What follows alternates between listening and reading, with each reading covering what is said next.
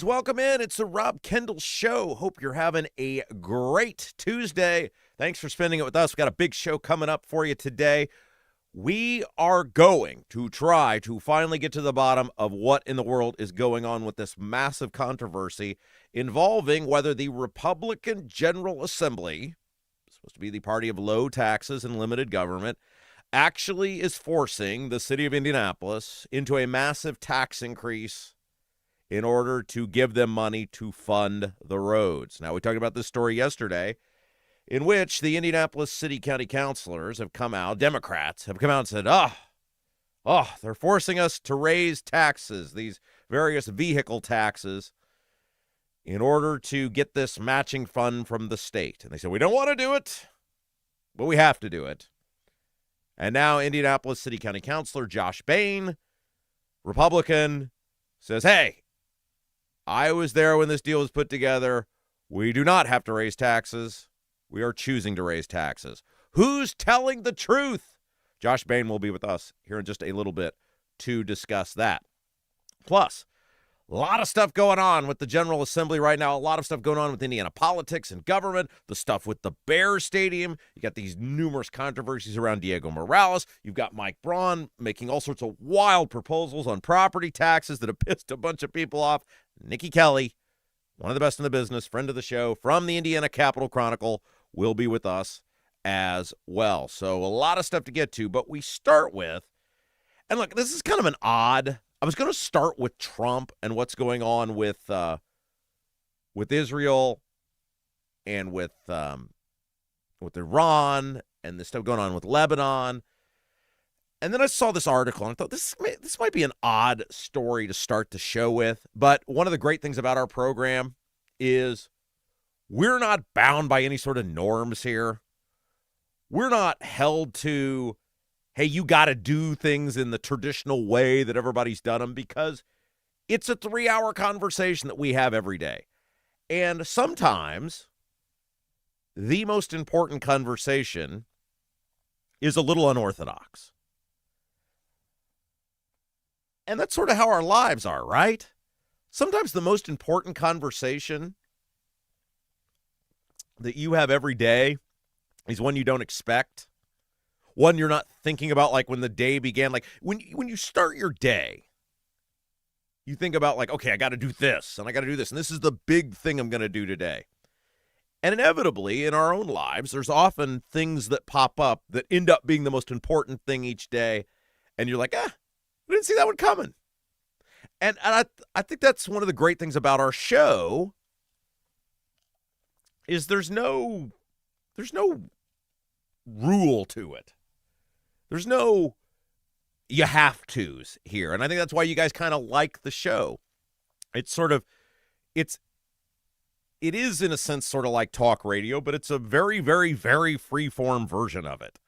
And I read something this morning that was not on my list of things to talk about today, and it was too late to tell Jason change the title of the show.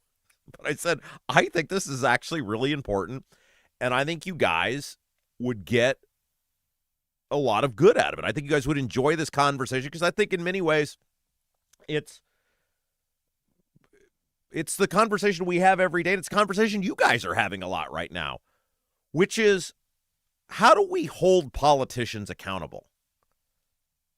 Why are politicians behaving in the way they are behaving? And this article stems out of Vox did an interesting piece on the decline of Ben Shapiro and the decline of the Daily Wire. And we've touched on this a little bit before, but the Daily Wire for the last half decade was a real juggernaut in the conservative media movement.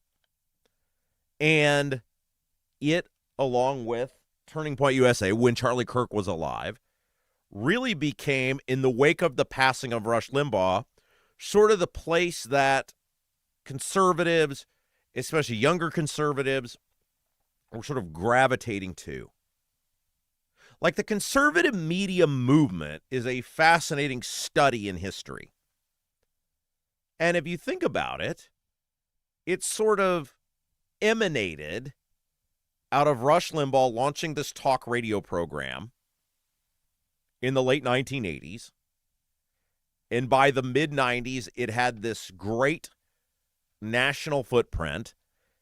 And it was one of those weird things where the guy who was first was the best to ever do it. A lot of times, people I think about this like Stern, where Stern wasn't the best. Stern's not a great broadcaster. Stern was just first. And then a bunch of people copied Stern afterwards, but Stern was the first guy to do it. Or at least the first guy to get noticed doing it. Rush was unique because he was first, and he was also the best. And so for basically this 25-year window, everybody kind of gravitated to one guy as the voice. Hey, something happens in politics, something happens in government, something big occurs, and everybody goes to Rush.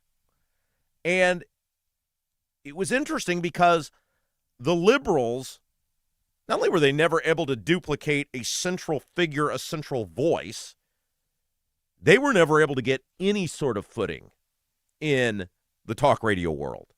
And whether the Radio America, Air America, but they were never able to have what the conservatives had. And then out of Rush, there were all of these people who emanated, right? Like they were never able to get the success that Rush had, but they were very successful careers, and they were all kind of talking about the same stuff. Hannity, Glenn Beck, Levin. You want to get a little more extreme, people like Michael Savage, O'Reilly's in there. All of these guys sort of became, if Rush is the core of it, these guys became the exterior. They all made a lot of money. They all had big success. They all had national programs.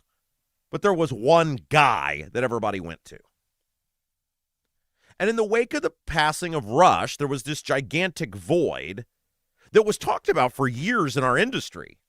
Like, what would happen long before Rush got sick? What's going to happen when Rush isn't here anymore? Who's going to fill the Rush void? And there were a lot of people, including some people that I worked with, who fancied themselves having some sort of ability to have some hold of that footprint or something. I don't know. We used to laugh about it all the time because it's like, ain't anybody who remotely knew radio knew there was never going to be anybody to fill Rush's void, not as a collective, not as an individual. And any person who thought they were going to in some way do that was laughably kidding themselves. And if you look at, in the wake of Rush's passing, talk radio has not recovered. I mean, there have been local stations like the one I worked at that have had local success, but there's no national figure that stepped in and filled the void of Rush. I mean, there was a show or shows that were put in his place, but they've never scratched the surface on what Rush did, and that's not their fault. It's like some person having the guy who had to replace Babe Ruth at the Yankees, right? How you going to do that? How are you going to do that? Now, Joe DiMaggio came along a few years later, but there was never going to be another Babe Ruth. And so when Rush passed away, when Rush's show went away, the idea of a central location by which everybody got the talking points of the day, it disappeared. And in that wake, the podcasting world, which it had been popular. I'm not acting like there was not podcasting before Rush Limbaugh passed away. But in the conservative movement, the podcast world exploded. Because everybody who used to go to one place now was open for business. They all could go anywhere. And two entities really did a phenomenal job, especially with the younger people, of taking a lot of that. And that was Turning Point USA, and that was the Daily Wire. And while Shapiro and Kirk were sort of seen as one or seen together, or seen as a team, even though they were kind of competition, they really weren't. They were very different in their approach and their style, what they were ultimately trying to do.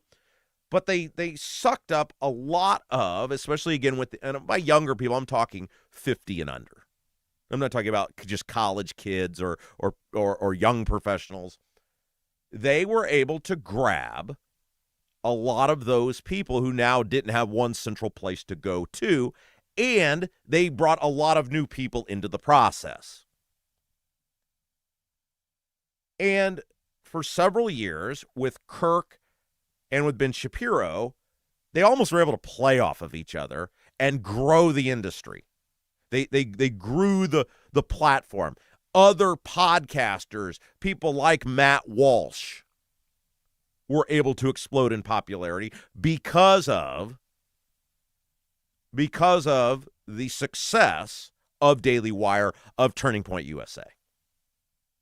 And they created industries. Kirk and Shapiro created industries around their platforms. And that was interesting for me to watch from afar because I was still in the talk radio industry. Now, again, just like we're doing here, my radio show, or at least I wanted it to be, as much as I could, as much as I was allowed to, was hyper local. That's always been where my heart is. It's always what I've wanted to do. And look, we had immense success with that hyper local focus on the radio show. And by podcasting standards, we're having immense success here, staying hyper local. So I was always able to watch sort of as almost like a neutral observer what these guys were doing. But in the wake of the death of Charlie Kirk, and this article in Vox gets into this, Ben Shapiro and the Daily Wire have really suffered. Like, bad. Like, there's people who, I don't know if go out of business is the right word, but there has been, in less than a year, a dramatic reduction in people who are consuming Daily Wire content. And one of the things that this Vox article goes into, and there's a variety of reasons, there's a variety of theories, but one of the things that the Vox article gets into a little bit is that the death of Kirk, Shapiro is almost a victim of the death of Kirk. Because Kirk and Shapiro, while they weren't on the same team, in the sense of like they were competing entities, they were sort of seen as one and moving forward in the same direction, moving forward in the same way by a lot of people. And they sort of became 1A and 1B in terms of how younger people were consuming conservative content. They were all kind of gravitating to one of two places. And look, if you look at talk radio, it still exists. It will continue to exist. But it has become an entity, and this is not in any way to demean what talk radio is or what it will be in the future. But if you just look at it's a numbers game. It's a much older audience. It's an aging audience. There are fewer people listening to radio as a collective, not just talk radio, but radio as a collective every single day. And in this thriving new medium, Kirk and Shapiro were seen as the guys, the central hub, sort of by which everything sort of disseminated out of. Much in the way Rush, for years, was the central focus of the entire conservative movement. And so when Kirk died, and we've talked about this a lot, it created a vacuum, much the way when Rush died, some people were like, hey, who's going to be the person to fill it? The answer is nobody's going to fill it. The same way with Rush. No one was going to fill it. And it's not in any way to say Clay and Buck or any of these people are not good broadcasters or they don't have a fine show. It just means nobody was ever going to fill that, and everybody then started trying. Everybody said, I can get my little piece of the pie. And instead of one central location, there are now 50 people that have taken a little portion of that pie. The same thing has happened in the wake of the death of Charlie Kirk. And there are some reasons that the younger conservatives are not happy with Ben Shapiro. Israel is a big part of it. His unwavering support of Israel is a big part of it. And we'll get into that a little bit later with Trump. But it's also that in the wake of the death, the assassination of Charlie Kirk, a whole bunch of people said, my turn to get the pie. My turn to get my little piece that I was always dependent upon having some sort of relationship with Charlie Kirk or relationship with Ben Shapiro.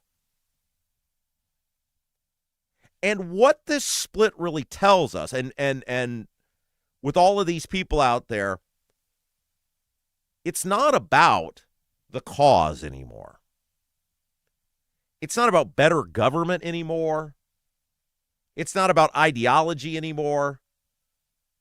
To these people who are trying to fill the void, who are taking down Ben Shapiro, who are trying to grab hold of their portion, their piece of the influence that Charlie Kirk had, it's about them. It's about clicks. It's about likes. It's about shares. It's not about the policy anymore. Because one of the things about the whole MAGA movement, or whatever you want to call it now, it's way different than it was when Trump started 11 years ago. As someone who was a Trump supporter from the beginning, I don't even recognize it anymore. It's like some Frankenstein monster version of the initial core ideas of what Trump was and what he represented. And I think that should be cause for concern for every single one of us, because the conservative media movement used to be about a core set of ideas. Like whether you listen to Rush, or you listen to Hannity, or you listen to Beck, or you listen to Levin, or again, Savage was kind of a fringe version of that. But they all kind of had the same core set of beliefs, or espoused the same core set of beliefs. Now it's all over the map. There is no, and I think that kind of represents where we are as a country now. Like, what is the MAGA movement? You can't say it's anti-war anymore. Look at where we're at. We appear to be in another forever conflict in the Middle East with Iran. And we'll talk about that here in just a little bit. You can't say that Republicans are about limited government anymore. I mean, if you say that Trump is the leader of the Republican Party, certainly you can't say that anymore. Government has grown massively under Donald Trump. The spending has grown exponentially under Donald Trump. So you can't say that anymore. The idea of, I don't even know what we are in terms of immigration, because it's gotten so screwy. I know what Trump has espoused, but if you look at, say, the Indiana government, right? Take away the words, because words are meaningless. Look at actions. What do we do in this state? Every year through the Indiana Economic Development Corporation, we take money from you and we give it to companies who bring in foreign workers. It's indisputable. That's what we do. Now, the politicians will go and bitch about it. They'll like, oh, it's great that Trump is trying to cut off the influx of foreign workers into our country. A foreign worker should never take the jobs of Americans. And then they vote for fully funding the Indiana Economic Development Corporation, which pays out millions of dollars to mega companies to bring in foreign workers. I don't know if there even exists a core set of principles anymore in the Republican Party. And our media, which once was sort of the bastion of what do we believe, what do we think, what are we about, and we hold the politicians accountable who don't do that, doesn't really exist anymore. The media in the era of Trump, the conservative media, has become cheerleaders for politicians rather than a place to hold them to account. One of the great things about Rush was he used to go at Republican politicians all the time. Think about our state and our politicians and all the crap they've pulled. Who holds them accountable? Let's just use talk radio as the medium. Who's holding them accountable now? Who on a daily basis is calling them out and holding them to account? I'll wait. If you have an example in the YouTube chat of someone with a daily show who is holding people like Todd Young and Jim Banks and Mike Braun and Micah Beckwith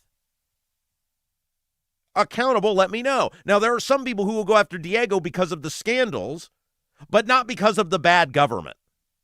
Diego's the only one where there is remotely any sense of being held to account. But that's because of the scandals, not of the acts of government. The people in conservative media are now more teammates of the politicians, or better said, teammates of the approved politicians, or the politicians who want to be approved, rather than an accountability mechanism that it used to be. And these politicians now get judged by the media or treated by the media based on whatever they espouse about Trump or whatever they do to make Trump happy, rather than holding them accountable, calling them out on obvious stuff. On obvious stuff. Let me give you an example. Todd Young was on WoWo the other day. That's the talk radio station in Fort Wayne. All the crap Todd Young has pulled in terms of spending, in terms of voting to add close to $20 trillion to our nation's debt.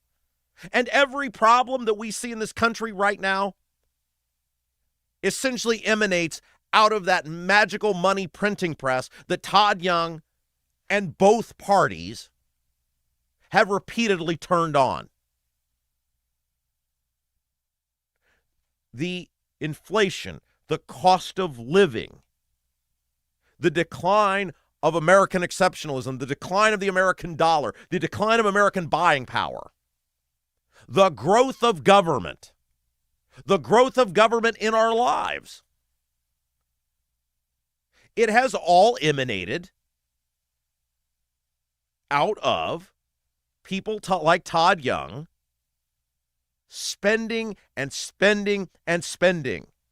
And as he famously told me in front of a room full of people, he's never stopping. He's never stopping.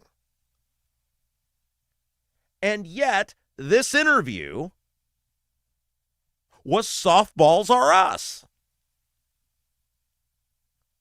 Because too many people in the quote-unquote conservative media see themselves and their own elevation as being a teammate to these people rather than a mechanism of accountability.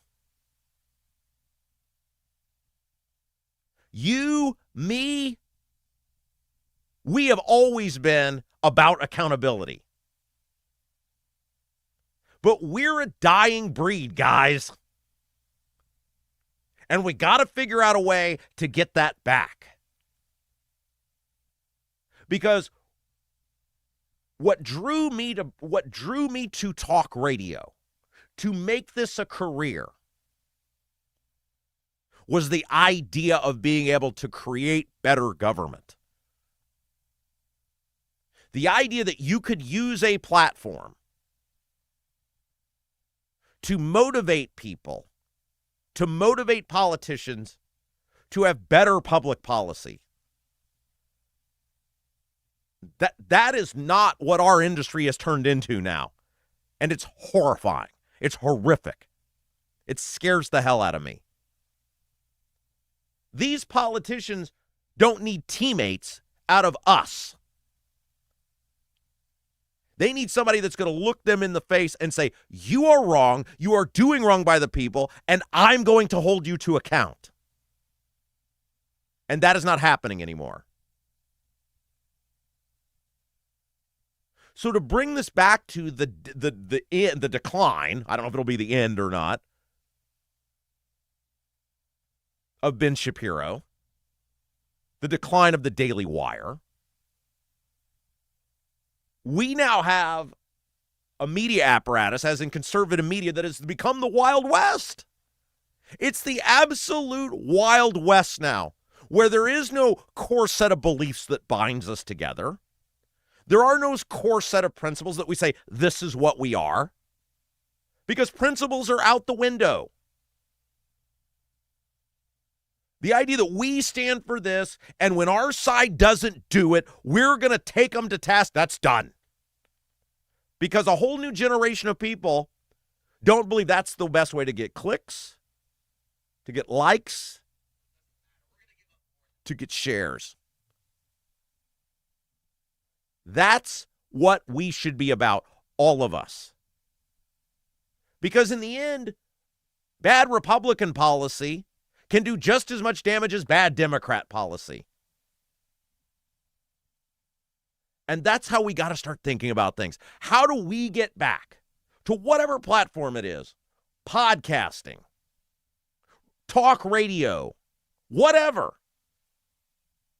Stop being teammates of these people and start being accountability partners to our audience, to you. We're just going to keep claiming victims because it's never going to be enough.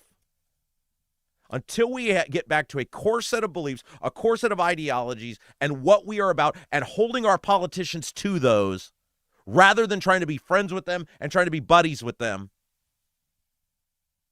this is not going to get any better. The policies are not going to get any better.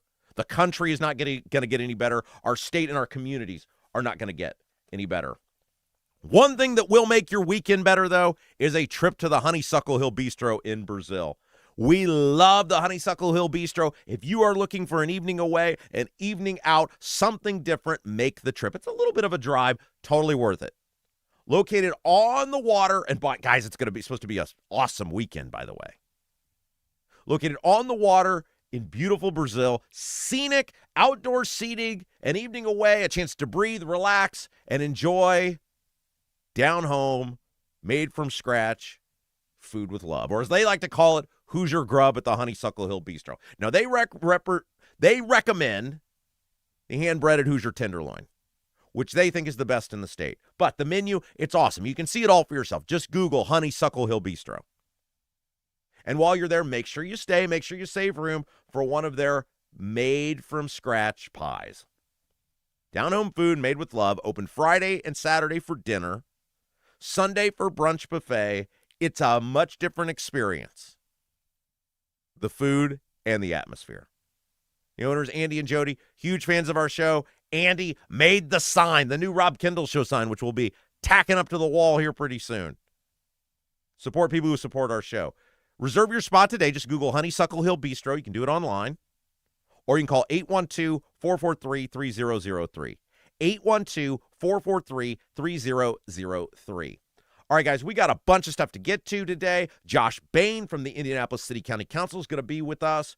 We're going to try to get to the bottom of, is the city council being forced by our Republican General Assembly to raise taxes into getting road funding? What's going on with that? But when we come back, the latest on Iran and Israel and Lebanon and Beirut. Guys, it's like Groundhog Day. It is like Groundhog Day. And we'll try to make some sense of it all when we come back. You're watching Rob Kendall Show. If authentic wood-smoked barbecue is your thing, Double D's Barbecue in Clayton is the place for you. Owners Dennis and Tina Duncan, along with their son Garrett, are from Memphis. So when it comes to barbecue, they're not screwing around. No pellet smokers, no roasters, just authentic wood-smoked Memphis-style barbecue. All of Double D's food is cooked fresh daily, and it's all made from scratch. Double D's Barbecue, located at 40 and 39 in Clayton, is open all day Wednesday through Saturday, but get there early because once they're sold out, they're done. Check out the full menu, ribs, brisket, and more at ddbbq317.com. Buying a home or thinking about refinancing? Work with someone local who understands the central Indiana market. Gary Tedrow with Verity Mortgage helps homebuyers and homeowners explore options for purchasing, refinancing, or even consolidating higher interest debt through their mortgage. Gary's approach is simple, clear advice, and personalized guidance so you can make confident decisions. Visit loansbygary.homes to learn more or get started today. You've got nothing to lose but dollars on your mortgage payment. So call for a free, no-obligation quote, 317-695-5179. Gary Tedrow, NMLS number 179207 with Verity Mortgage, NMLS number 70345, an equal housing opportunity lender. With a lakefront view in beautiful Brazil, the Honeysuckle Hill Bistro and Cottage is a little out of the way, but totally worth the trip. Down home, made from scratch food, just like the good old days at Grandma's. When you visit the Honeysuckle Hill Bistro and Cottage, you'll leave more at peace than when you came in. Open 5 to 8 for dinner on Friday and Saturday, and Sundays 11 to 1:30 for the buffet. You must experience the Honeysuckle Hill Bistro and Cottage. Call 812-443-3003. 812-443-3003. Your bathroom fan could be secretly costing you thousands of dollars in damages. Most people don't even know this until the damage is done. With over 18 years of bathroom remodeling experience, here are 3 signs your fan is failing you without spending a dime on inspections. Sign number 1 is if you have foggy mirrors after you shower. This shows that your fan isn't pulling out enough moisture, which creates the perfect environment for mold. If you have a properly functioning bathroom fan that is the right size for your space, you shouldn't see much fogginess on your bathroom mirror at all. Sign number 2 is if you have bubbling, cracking, or peeling paint in your bathroom. This means moisture is soaking into your walls, slowly breaking down drywall, and even causing the wood framing behind it to rot. Sign number 3 is if you have mold buildup on your fan, ceilings, or walls. This is terrible for your health, but also could wreck your bathroom, costing you a fortune. If you're noticing any of these signs, here's what you can do. Call Vent Savvy today at 317-300-4434. That's 317-300-4434 and mention Rob for a free attic inspection.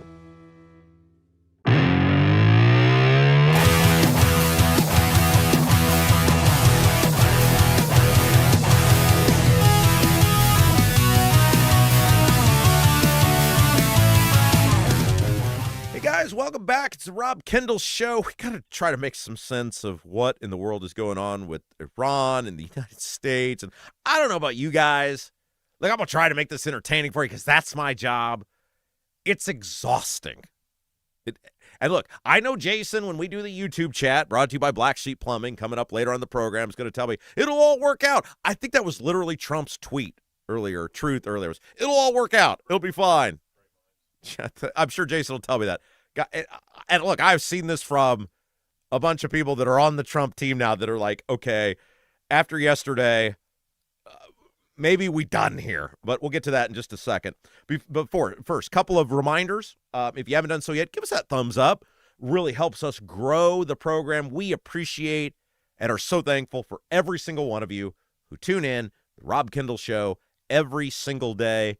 Help us out. Help us grow the program.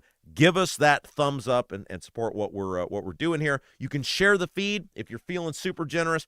Put that out there. Facebook, Twitter, whatever you've got.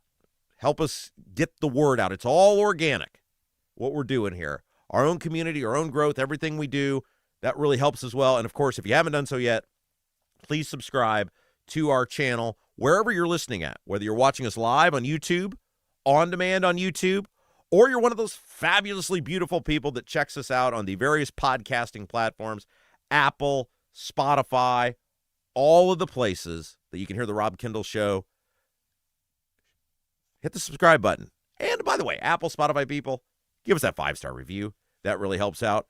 If you want to join us, June the 27th, we're going to be at the Mad Hatter Comedy Club and Event Center in Greenwood. We would love for you to be there with us. We would love for you to celebrate the program with us. And look, it's going to be a smaller event than what we had the last time. We told you guys that from the beginning. It's going to be a different setup than what we had the last time. It's just an opportunity for us to say thank you to you guys for helping us get on the air, for helping us grow this program for the past, 13 weeks now. We're in week 14. Isn't that amazing? We're in week 14. So it's going to be a little bit smaller setup than what we had last time, and we want to just do it as a way to say thank you to you guys. So get your tickets now. Don't wait. There aren't as many tickets printed as the last time, like we said. And so if you've been on the fence about going, go ahead and get those tickets. RobKendallShow.com is where the link is posted, RobKendallShow.com, and we can't wait to see you guys on June the 27th, Mad Hatter Comedy Club and Event Center in Greenwood. It's going to be an opportunity, a one-man show, right? We're going to we'll laugh together. We'll celebrate the launch of the program together, the growth of the program together. We'll roast politicians together. It's a chance for you to get out and about and help out our program. Get your tickets now, RobKendallShow.com. A couple of very generous people yesterday, speaking of RobKendallShow.com, hitting our support button, our guy, Steve Green with an E. We love you, Steve Green with an E. And Louis Ann also as well. Look, thank you to every person over these past 13 weeks who has hit that support button, RobKendallShow.com.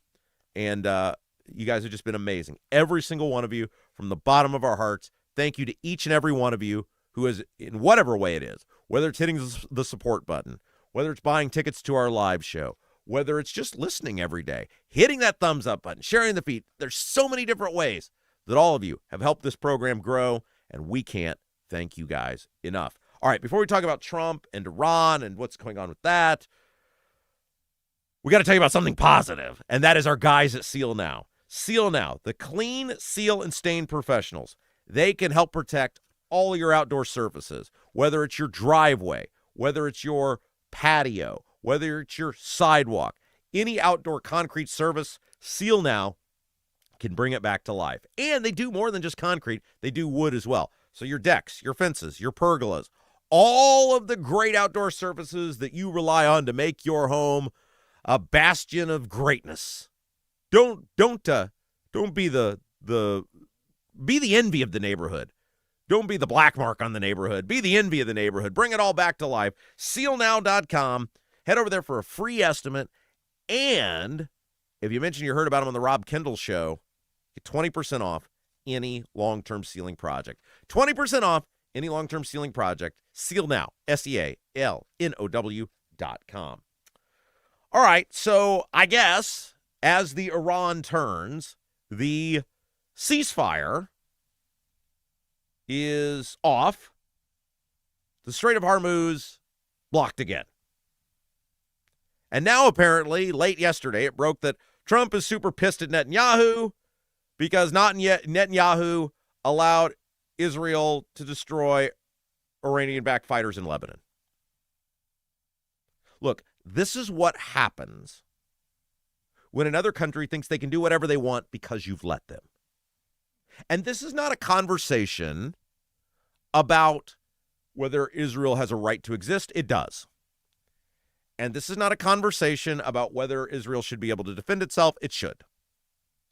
But the reality is, Israel believes they can do pretty much whatever they want because the United States will save us and defend us no matter what the cost of the United States. And Trump is now apparently, according to multiple reports based on multiple sources, and Trump really didn't deny it, super pissed at Netanyahu because Trump's trying to decide whether do I accept this ceasefire, do I go along with the terms of the agreement, and part of the agreement is Israel and Lebanon, the Iranian-backed fighters in Lebanon, Hezbollah, got to knock it off. That's part of Iran's terms to opening the Strait of Hormuz. And look, guys, it doesn't make you a bad person to say, hey, we've been at this for March, April, May. We're through 3 months of this. We deserve some clarity on what's going on here. Either cut a deal and be done with it, or wipe these people off the face of the earth. This middle ground status quo ain't working for anybody because I'm still paying a lot for gas. You're still paying a lot for gas. The lunatics, I mean, it's different names now, but the same type of people who were in charge still appear to be in charge. They don't appear to be willing to give up their nuclear program. And that sort of seems like everything we had before, except gas is a lot more expensive. It doesn't make you a bad person to say blank or get off the pot. It's sort of like the Bears and what's going on with them with Illinois. I'm quickly losing interest in the Bears now. It was fun. It was entertaining. And now I'm just like, okay, you got screwed by Illinois. You've threatened to go to Indiana. You've exhausted all your resources with Illinois. Either move to Indiana or don't. The same thing with Trump and with Iran. Either blow these guys to smithereens or don't. I'm sick of this middle ground. I've become bored with it, and now it's costing me a lot of money. And one of the issues in the middle of this is it appears to be a proxy. U.S.'s involvement appears to be proxy involvement for Israel. That we are interceding on Israel's behalf. And look, again, all for Israel fighting these guys, all for Israel beating these guys, all for Israel taking these guys out. It's not about that. As long as it doesn't mess with my existence. And you can call me selfish all you want. I don't think it makes you selfish to say, I want to know what I'm getting for my money. I think you have to treat your government like any other product. I think you have to treat government, you're forced to do business with your government because you're forced to pay taxes to fund the government. But I think whether you support the government or not, I think you judge it like any other product. What am I getting for my money? What is my rate of return? What is my bang for my buck? And in the case of this Iran conflict, it doesn't seem like we're getting much for all the money and the resources. And look, people, and we're not talking about this enough, people have died in this war. American soldiers have died. And it's really harming to go back to what we talked about earlier with Ben Shapiro and the unlimited, unwavering support of Israel. It's harmed his brand because there's a lot, and it's harming Trump's brand because Trump was supposed to be the anti-war guy. No more wars, no more forever wars, no more Middle East. We've done Middle East for 50 years now. It never works out. And now Trump has quickly turned into basically every other president as it relates to Middle East. You can't solve it. You can't fix it. You can't trust these people. You got two options. And guys, if you go back to the very first show we did, the very first one was right when this whole thing started. And I said, you've got two options if you're president. You either have to ignore Iran. You have to do your very best through your economic and political allies to pressure Iran into and keep an eye on them and do some sort of compliance, which you're probably ultimately not going to be able to do, and nobody really has. But through your political and your economic allies, box Iran into the best of your ability and just accept the fact that they're always going to be trying to sponsor terrorism. They're always going to be trying to develop a nuclear weapon. They're always going to be trying to cause havoc with our country. And accept that. And then take the economic benefit of not doing anything. Or just blow them to smithereens. Just wipe them out. Those are your two options. Everyone has tried to find some middle ground with these people for 50 years, and it's never worked. Never worked. They've tried everything under the sun. Political pressure, economic pressure, bribery. None of it's ever worked. And yet Trump is now back in the same position that a bunch of these other people have been, where you can't get them, you can't negotiate them into compliance. It's not going to work. And now, because Israel believes they're emboldened to do whatever they want to do because Trump will back them up, yesterday they made things worse, at least as it relates to Iran and the ceasefire and opening the Strait of Hormuz so that gas is not $4.50 a gallon. Which, again, it doesn't make you a bad person to say my gas should not be $4.50 a gallon. They went at it with Hezbollah fighters in Lebanon. And as a response to that, Iran said, we're done. We're closing the strait again, and the ceasefire's off. And if you're Iran, it's pretty hard to blame them because Trump doesn't appear to have the will. There's a saying that people have about Trump. It's called taco. Trump always chickens out. Like big, bold proclamations, we're going to do all these things, and then he doesn't follow through on them, both in negotiations as it relates to his own government and with foreign governments. And it appears he's done that with Iran. Iran's been playing him for a month and a half now. Nothing is changing with this ceasefire that was in place. And yet, Trump keeps allowing it to happen. The status quo. The status quo is harming Americans. Either do it or don't. Either do it or don't. You have the ability to do it, and do it is Iran go squish. After I've given 3 months, I think I've done my part. But Netanyahu sends his fighters into, basically Israel captured this place. It's called Beaufort Castle. It's a 900-year-old fortress that has strategic military value for the area. And it also is important to Israel because it stands as a symbol of their occupation of the South from 1982 to 2000. So if we're not involved in this and it's not disrupting our society, great, go for it. Take Hamas totally out. Take it all. Take all 11. I don't care, Israel. Good on you. Except part of the ceasefire was Israel will not be an aggressor as it relates to Lebanon and the Hezbollah fighters. Axios reported that Trump went off on Netanyahu because it totally disrupted the ceasefire he was working on. He allegedly called Netanyahu crazy, accused him of ingratitude. No kidding. Thanks, Trump. Bingo. Not being grateful for what you're given. Israel. Bingo. And what's wild now is our politicians are petrified to criticize Israel. Just like they're petrified to criticize Trump. Now, what'll be interesting is if Israel don't get the memo, if indeed this occurred. By the way, at one point, according to The Hill, Trump reportedly yelled at Netanyahu, "What the F are you doing?" Can't you just see him? "What the F are you doing? I'm trying. I've done it all for you, Benny." It is his fault because he's emboldened these people to think they can do, in the words of Trump, whatever the F they want.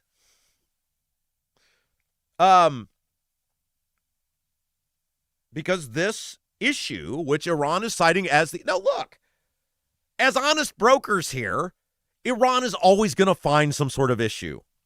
It doesn't matter. They're never going to abide by whatever terms you set forth. How many times have we been through this with these people? That's why I said from the beginning, if it's about wiping them off the map and you've made the choice, then go do it. That's what I thought we were doing back in March. I thought this was Trump's moment where he said, okay, time for regime change. All the ayatollahs of rock and rollers, they just go squish now. And some guy named John Smith is going to be leading Iran. That's not what's happened at all. Here is what the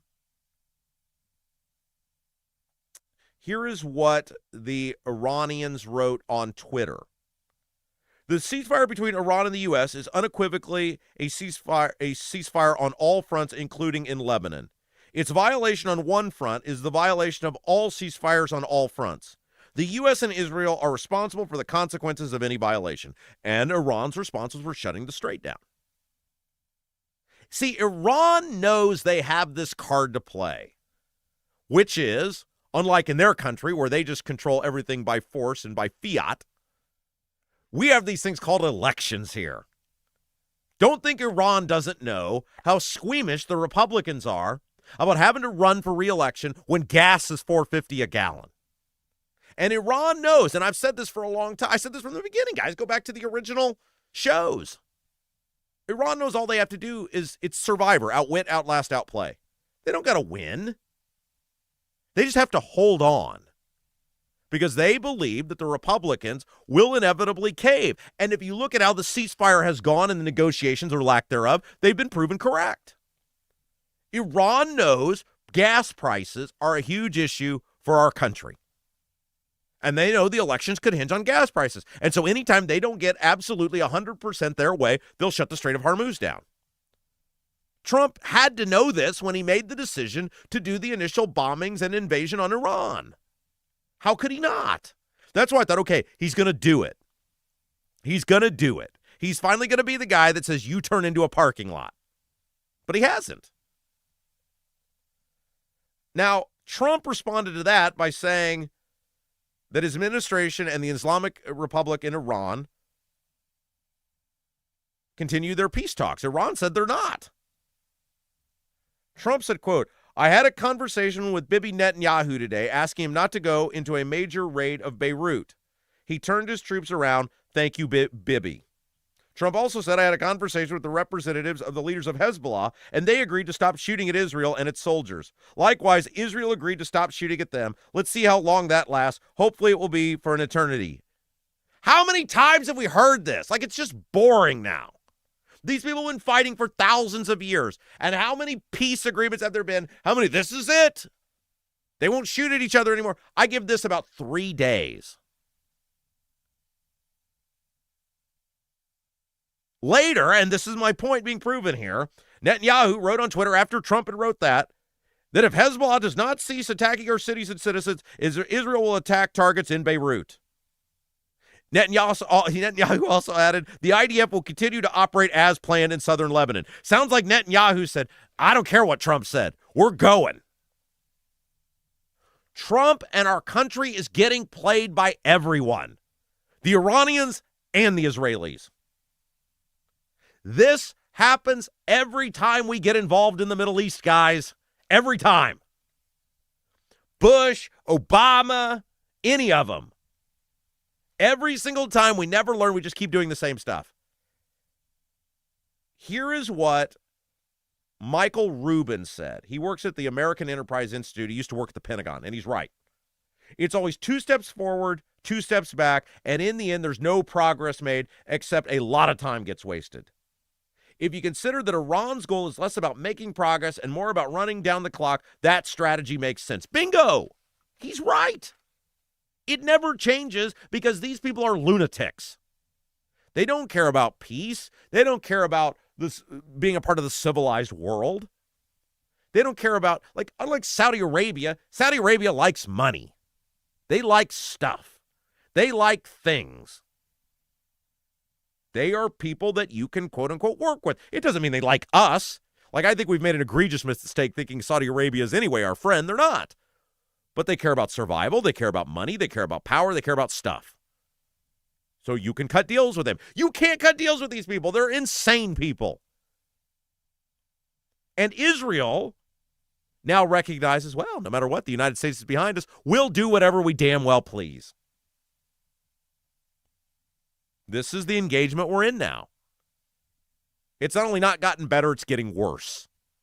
And Iran has recognized all we have to do is just keep running down the clock.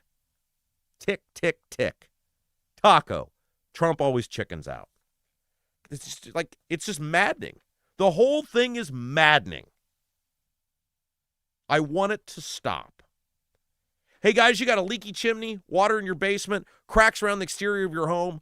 Bramwell Mackay Property Services and Consultants is your authority for chimney repair, tuck pointing, foundation repair, crawl space to basement conversions, basement waterproofing, and more. Bramwell Mackay doesn't offer quick patches. Their team of 40-year master masons and industry experts address the root cause and provide solutions that last lifetimes.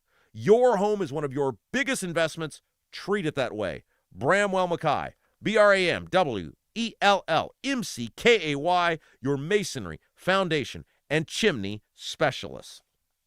Okay, we got a lot left to get to today on our show.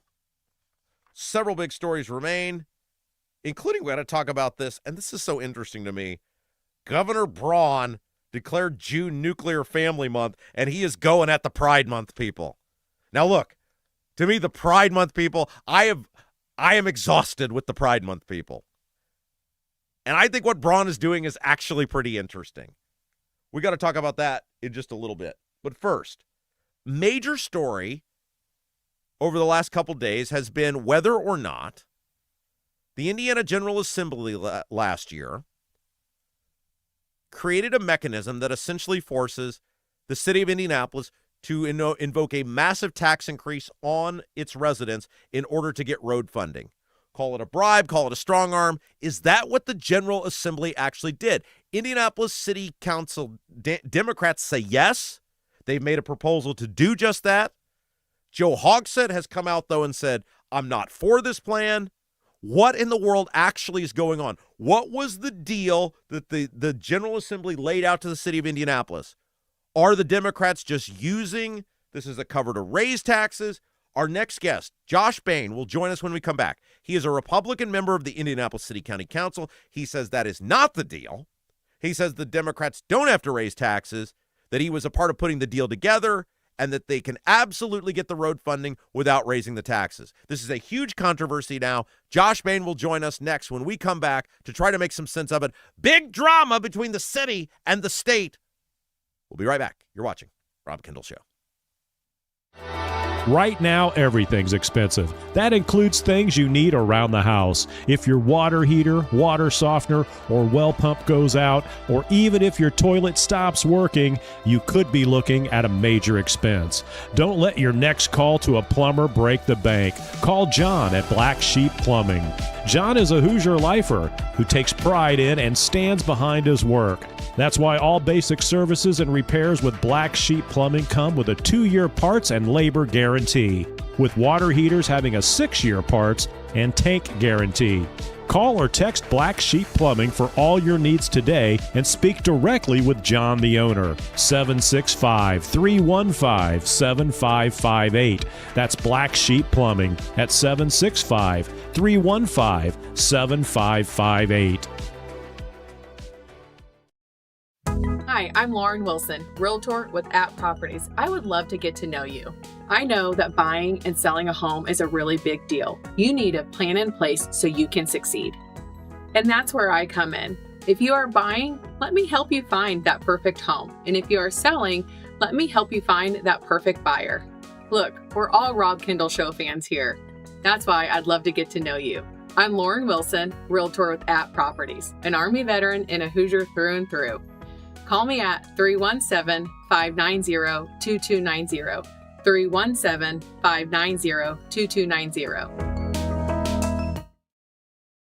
Is your driveway showing signs of wear? Freeze-thaw cycles, road salt, environmental buildup like mold and dirt can all cause unsightly damage that can end up in an expensive repair. That's where Seal Now comes in. Seal Now are the clean, seal, and stain professionals that can help you protect your outdoor surfaces. Got a worn-out fence or deck? They can revive the look while providing long-term protection. Call today, 317-548-2002, or visit sealnow.com. Not only will you get a free estimate, but mention you heard about Seal Now on the Rob Kendall Show and receive 20% off any long-term sealing project.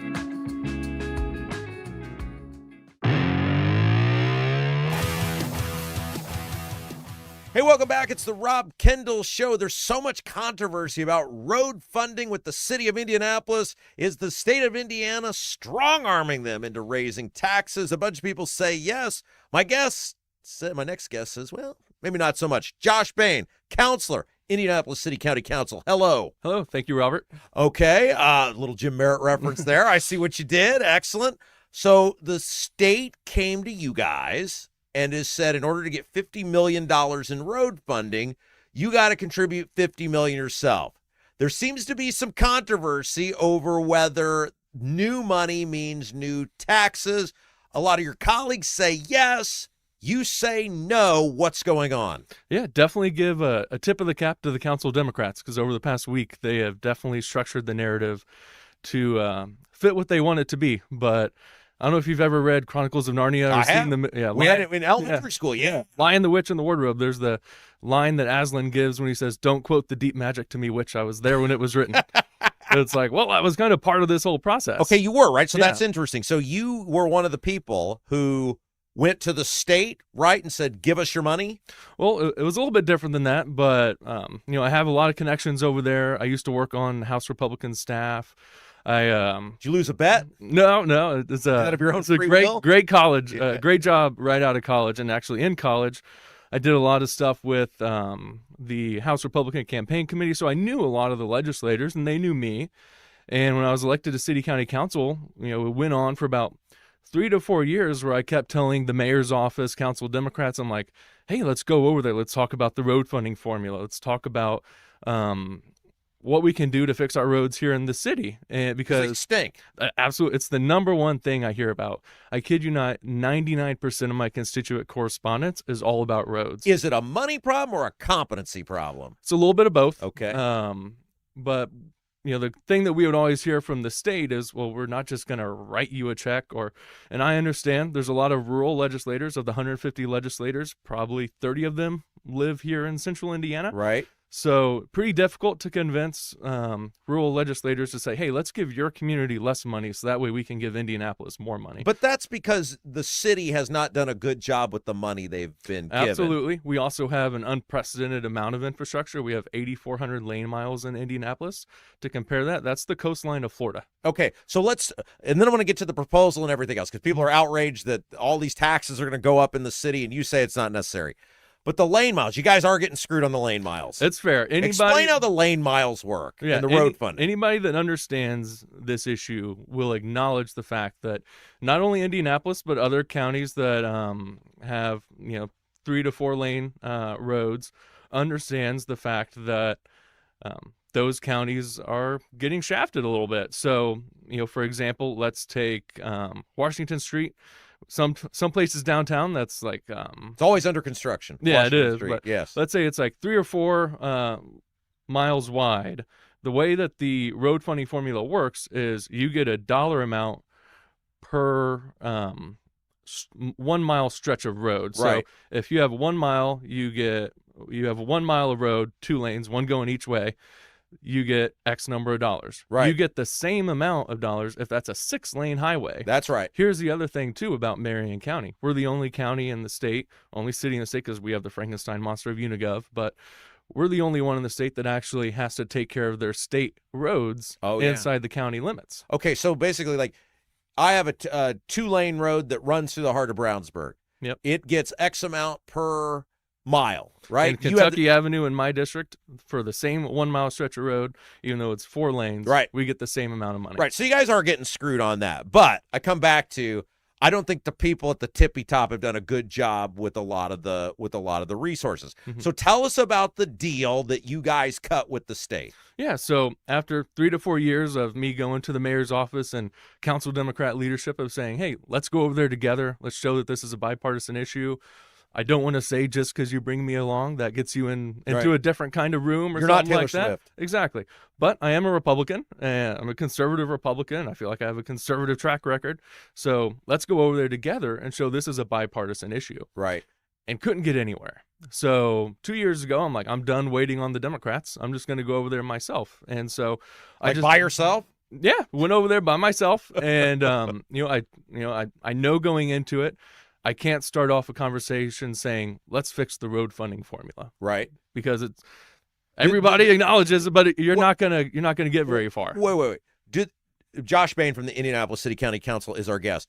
Do they not think there's a problem with that? Like, I've always thought Indianapolis gets it twice. One, obviously, is the lane mileage stuff, which most people don't understand. But two, until Hogsett flushes everyone out of the city for fear of violence or whatever, it is still the primary economic driver of our state.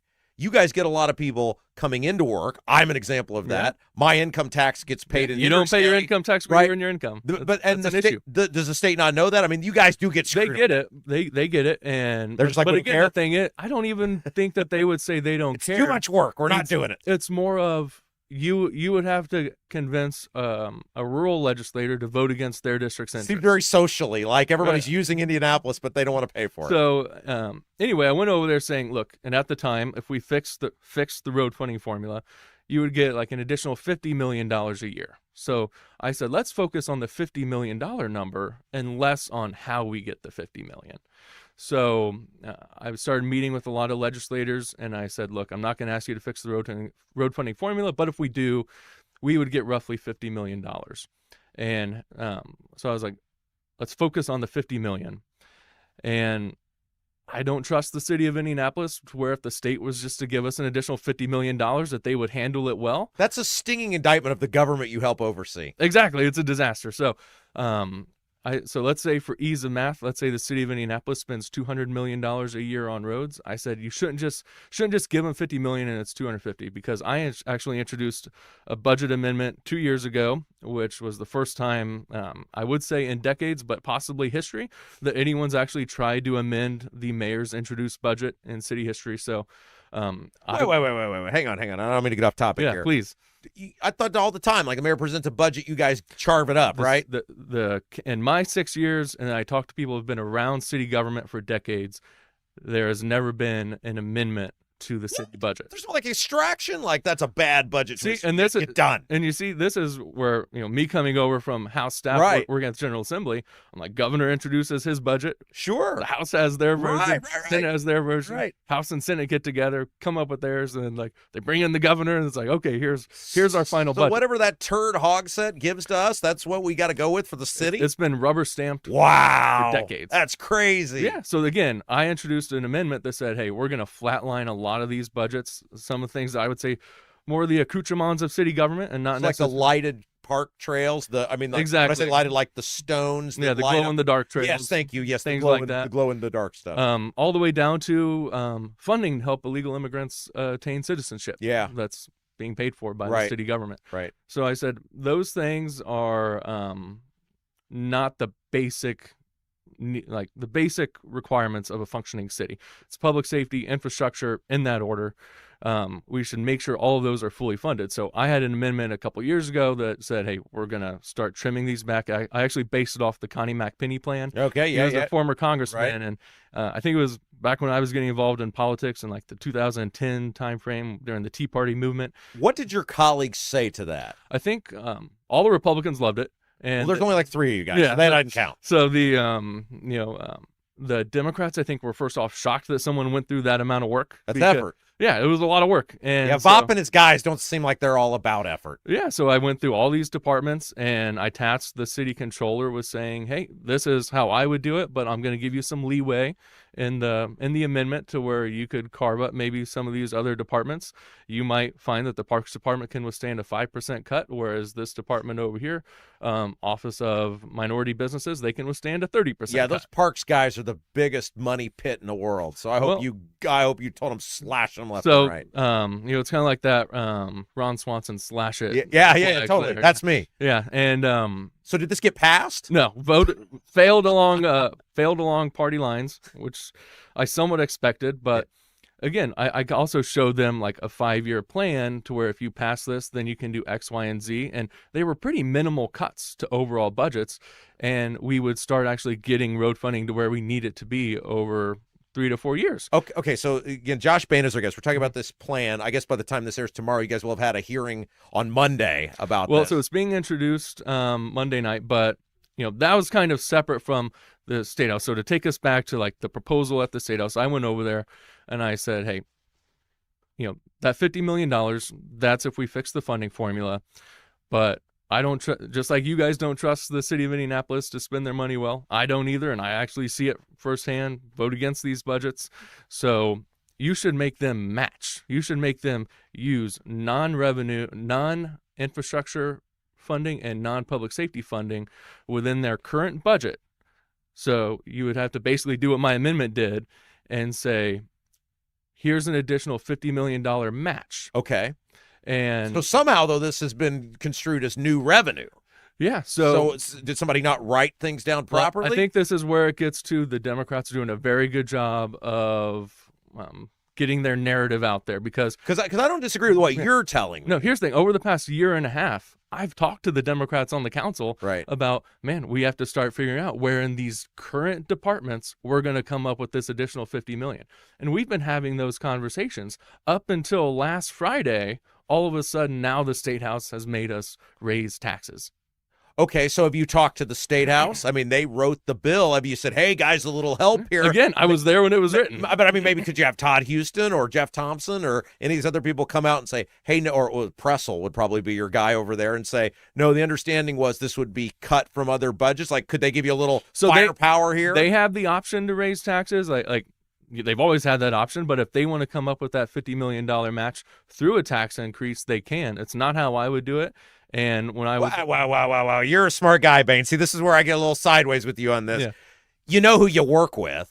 You know who you work around. You know the Democrats aren't going to make any cuts. Well, you're too smart to think they were going to cut that $50 million. Because here's the thing. The mayor of the city of Indianapolis came out and said, you don't have to raise taxes.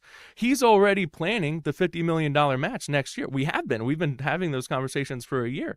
And when the mayor came out this last Friday, he's not going to let this $50 million match slide. It's right. Because once I started proposing this idea and it started getting a lot of traction, I started working with the mayor's office on it. And they're like, this is actually a really good idea.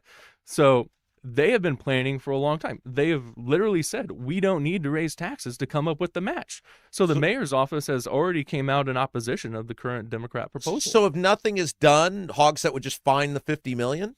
Is that what he's saying? It's an act, yeah. So why are they raising the taxes? I think it's because they don't want to make the cuts at the end of the day. And again, it's a $50 million cut out of a $1.7 billion city budget. Yeah, that's the perspective, right? $50 million sounds like a lot of money until you realize how big the budget. Okay, help our audience understand, because in government, right, like the federal government, the president can veto, and then there's a standard to override the veto. Is that how it works? Like, let's say Hogsett says, I'm not doing that, and you guys vote on this thing. Does he have to sign off on whatever you guys vote on, or can you guys just... He can veto it, or he cannot sign it. I've had some conversations with Democrat counselors, and they have, at least at this point, I think they've said that they would need Republican support in order to override a veto. And you work with some real squirrels. So are your squirrely Republican friends? They seem to be very Probably going to talk about it tonight. So certainly don't want to speak on behalf of our caucus or them. But I've made it abundantly clear that I don't trust the way that we're currently operating. And, Republicans over the past 2 years have introduced, actually, at this point, multiple amendments in order to put more money towards roads. I kid you not, Rob, when I say 99% of my constituent correspondence is all about roads. Okay, couple minutes left here with Josh Bain. I want to get to some other things, too. Okay, so real quick before we get off this. Right now, thumbs up or thumbs down. You guys are going to vote the tax increases, and Hogsett is going to veto them. You're going to not vote up the tax increases, and then Hogsett is going to make the cuts. Or you guys will vote up the tax increases and Hogsett wimps out and lets you guys do the tax increases. And you see, here's the thing, too. Our budget, just through like inflation and growth, our budget grows every year, too. Right. So our budget can grow by tens of millions of dollars a year just by doing nothing. So you could flatline a lot of our current budgets and pay for it that way. Because like by year 2030, you guys have to raise $100 million. Mm-hmm. That's a lot of money. It sounds like a lot of money, but the budget amendment I had 2 years ago cut $225 million. Okay, so which brings me to my next thing. There's very few Republicans left in Indianapolis government. Is there six? Six of us right now. 6 on the council out of 26. Is there 25? 25. Right. That's not a lot. No. The party doesn't seem to raise any money. I don't know where your county chairman is. You've got a guy running for prosecutor that pops up in my feed on his homemade videos, but I don't see any sort of like big ad buy.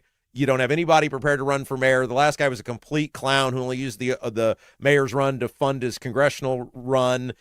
What happened in the Marion County Republican Party? Yeah, I think pretty difficult for me to say. I wasn't really involved in politics around the time that I think the decay started. And we had Ballard in there for 8 years, but we also had a Democrat mayor before that. So I don't really think it's anything recent. I think we need to probably look and see what the remaining Republican areas in. Are there any? There are. So where I live, I have a full Republican township board, Republican trustee, Republican small claims court judge, Republican constable. I know there's at least 2 other townships Well, that you have guys all need to that just as well. extract yourselves out of the city of Indianapolis. I mean, I just think all the Hey, win in the course of human events over here, Rob. Well, I mean, we're ready. We're ready to look. go. I don't mean this offense to you, but I just think people with common sense are like, I'm out of here. They are. And this is a terrible analogy to use, I know, but I went to Decatur High School, public high school. There were 12 of us my senior year on our high school golf team.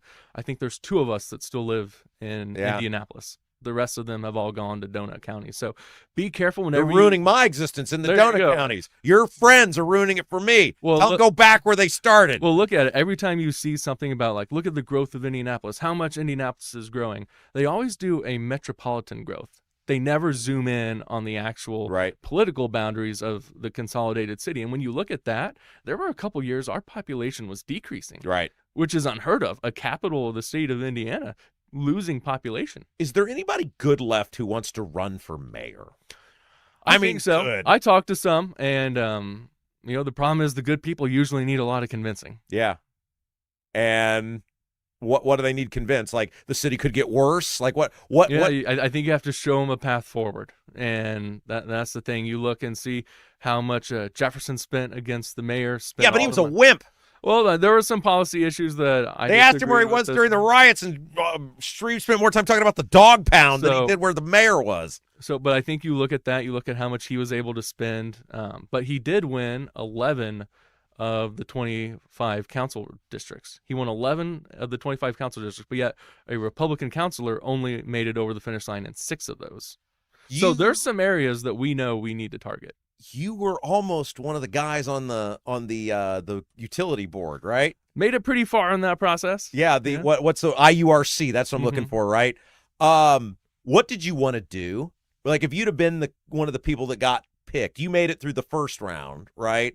And then you offended someone, or it was a general lack of charisma. I don't know what it was, but you didn't make it to the finals. What would you have done? Like, what if you'd have said, if I'm on that board, here's what we need to do related to utility policy in the state of Indiana? Yeah, it's been a minute since I applied for that, and there's only so much RAM up here, but you got a general idea, though. So I actually went throughout the application process. I submitted a 30, 60, 90, 180-day plan along with my application that listed a lot of the things. One of them was, I believe, a public hearing on affordability, which it was pretty interesting. That happened a couple months ago. They did that. Right? They stole your idea. That was awesome, right? Yeah. I'm like, I have no pride of authorship. So I thought that was a great thing to do. I think something that would be really interesting would be to look at the right of first refusal. That was something that it would require legislative change, but right now, if a utility, or if MISO wants to do like a big infrastructure project or a big utility line project, something like that, whoever's the utility in that service territory gets to do it first. And they can charge whatever they want to for it. And I spoke to a utility lobbyist during that application process who told me, Josh, we did a project up in northern Indiana for $400 million. We did an almost identical project in southern Indiana for less than $300 million. And I think a lot of that has to go to the right of first refusal. So if there's a way for us to put competition into the market, I know like saying capitalism and competition in a regulated utility space is like trying to fit a square peg in a round hole, but the tenets of supply and demand still ring true. So the more competition. Can't there be competition? Is that a stupid question? No, I don't. There's competition in everything. Why can't there be competition in utilities? And I think that's very fair. The whole mindset behind having a regulated utility, at least for me, a regulated market, is that you have a set space of people who are all quote unquote bought in. Right. And so that way it can flatten out the costs for everybody else. The costs do not seem to be flattening. It seems to be skyrocketing. I think everybody's been talking about that. Yeah. All right. Well, good luck with all this. I hope it works out for the people of I'm not going to have to pay the tax Maybe increase. One other quick thing on the tax increase. I know that people say you have to have a wheel tax. We need to enact a vehicle excise tax. We've had that for decades. So don't let anybody tell you that the state is forcing us to raise taxes or that the state is forcing us to come up with new revenue. It's new infrastructure revenue. So we have to be very clear about that. And if you go and read the proposal itself, 1461, this is how you can tell, because it literally says it has to be new revenue that is not already that is not going to be dedicated for public safety. So it doesn't have to be tax increases. Exactly. So it has to be, and so that. Jesse Brown's full of it. I can tell him you're full of it. That'd be fair. I don't agree with Brown on anything, but we talk sometimes. So He's interesting. I'm going to tell him Bain said you're full of it. There you go. All right, buddy. Josh Bain, thank you. Yeah, appreciate it. Yeah, thank you. You're watching Rob Kendall Show. Is your driveway showing signs of wear? Freeze-thaw cycles, road salt, environmental buildup like mold and dirt can all cause unsightly damage that can end up in an expensive repair. That's where Seal Now comes in. Seal Now are the clean, seal, and stain professionals that can help you protect your outdoor surfaces. Got a worn-out fence or deck? They can revive the look while providing long-term protection. Call today, 317-548-2002, or visit sealnow.com. Not only will you get a free estimate, but mention you heard about Seal Now on the Rob Kendall Show and receive 20% off any long-term sealing project. Industry experts address moisture intrusion, failing foundations, masonry deterioration, and more. From preserving historic landmarks to addressing modern building envelope issues, Bramwell Mackay delivers full-spectrum service with white-glove professionalism. In Indianapolis, call 812-33-BRICK. 812-33-BRICK. Your bathroom fan could be secretly costing you thousands of dollars in damages. Most people don't even know this until the damage is done. With over 18 years of bathroom remodeling experience, here are 3 signs your fan is failing you without spending a dime on inspections. Sign number 1 is if you have foggy mirrors after you shower. This shows that your fan isn't pulling out enough moisture, which creates the perfect environment for mold. If you have a properly functioning bathroom fan that is the right size for your space, you shouldn't see much fogginess on your bathroom mirror at all. Sign number 2 is if you have bubbling, cracking, or peeling paint in your bathroom. This means moisture is soaking into your walls, slowly breaking down drywall, and even causing the wood framing behind it to rot. Sign number 3 is if you have mold buildup on your fan, ceilings, or walls. This is terrible for your health, but also could wreck your bathroom, costing you a fortune. If you're noticing any of these signs, here's what you can do. Call Vent Savvy today at 317-300-4434. That's 317-300-4434, and mention Rob for a free attic inspection.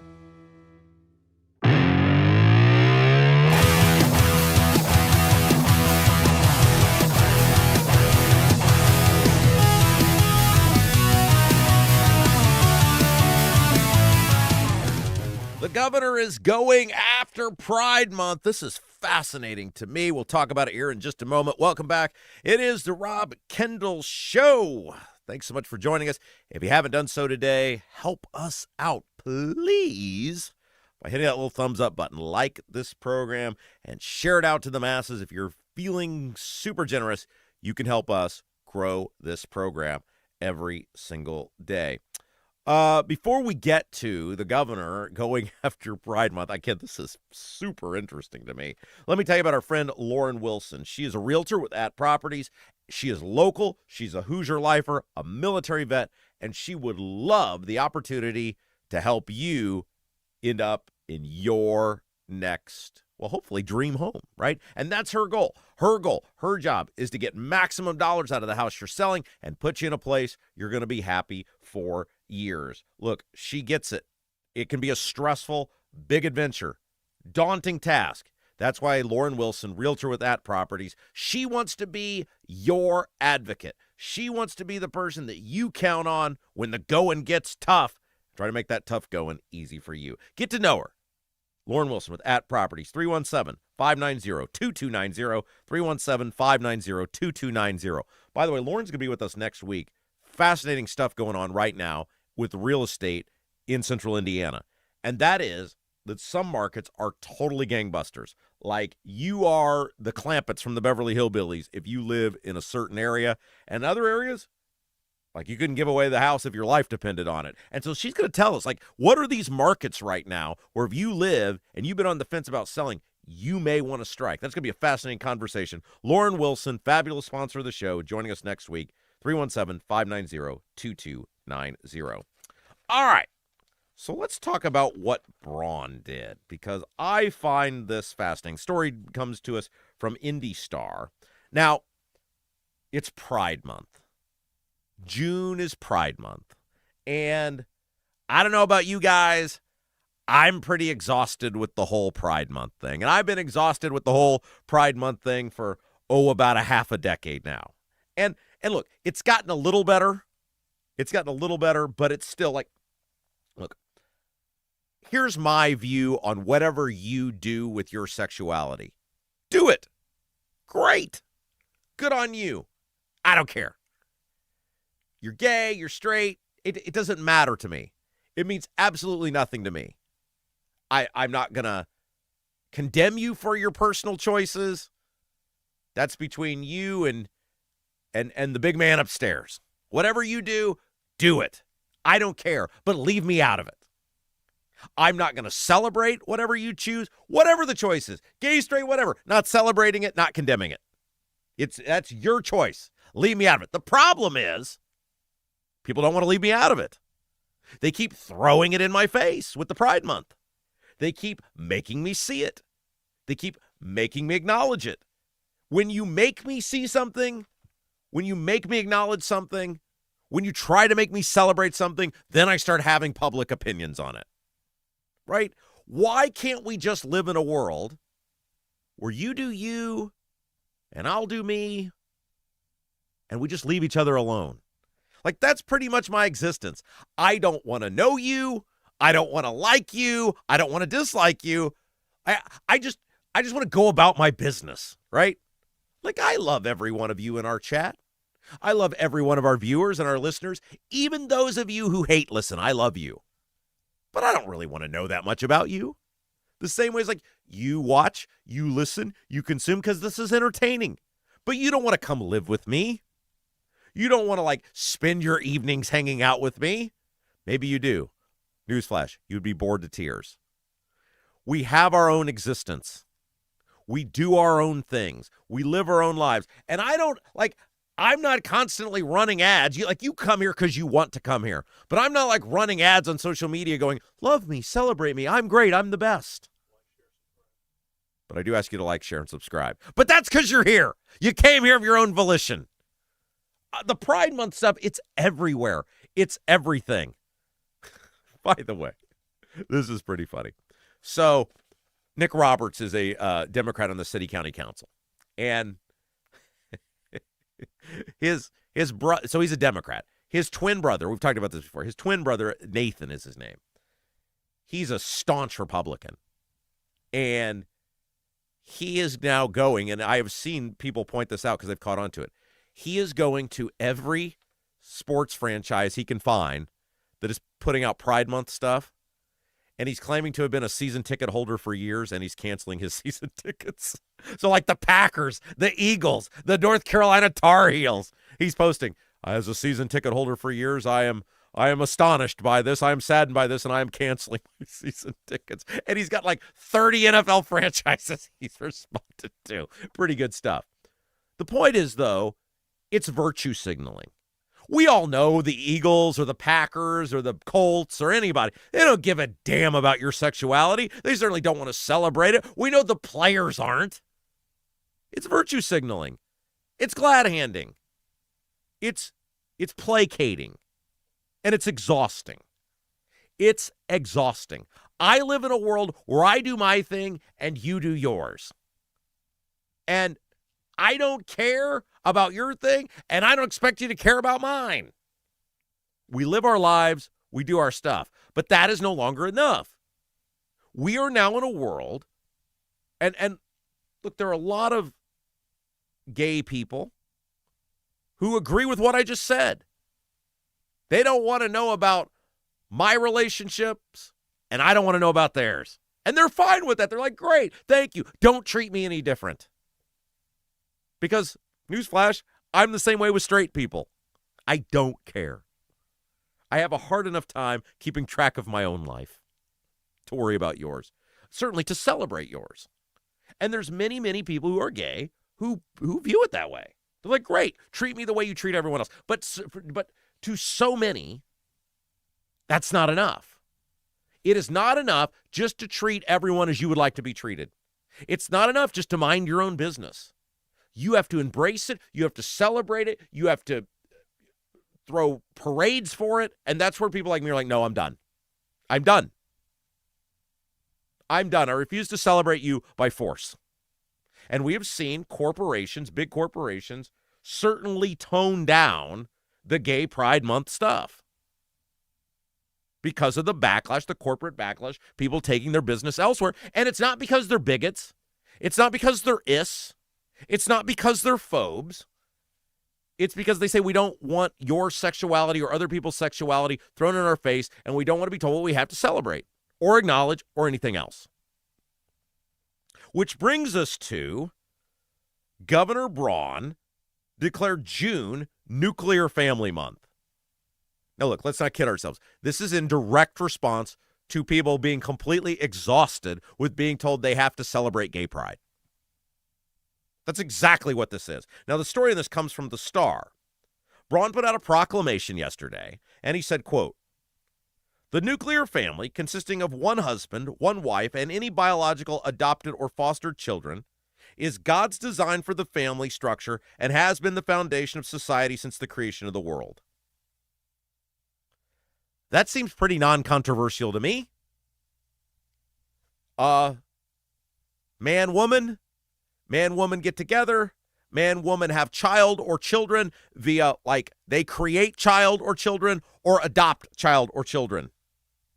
Or they incorporate them through a blended family. Like, that's the way it's supposed to work. You can't change genetics. As much as people want to, you can't change the way God set it up. And I don't think there's anything controversial about saying children thrive when they are in a family with a mother and a father. Why would that be controversial?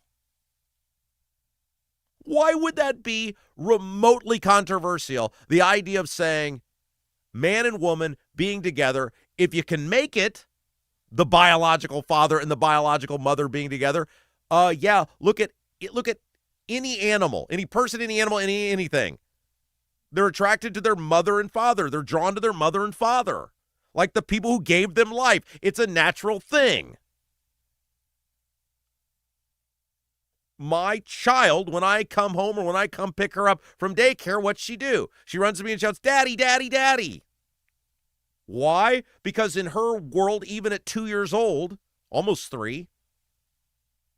By the way, at what age can you leave them on their own? Is it 5? Can you say good luck at 5? No. Dang, I'm in this for the long haul. But see, we disagree with that. I think at 10, if your kid's responsible, you can leave them home for a little bit. I think at 10. But the point is, she recognizes in her own way what a daddy actually is, right? She recognizes when she comes home, when I bring her home, when I pick her up from daycare and I bring her home, the first thing she says, because she's seen me for, 10, 15 minutes, she's done with me. She gets home and what's she do? She runs in the front door and says, "Mommy, mommy, mommy." A child is designed to have a mother and a father, and it makes perfect sense that if these two people are able to live and cohabitate and love the child together and have a strong core, that's going to be best for the kid.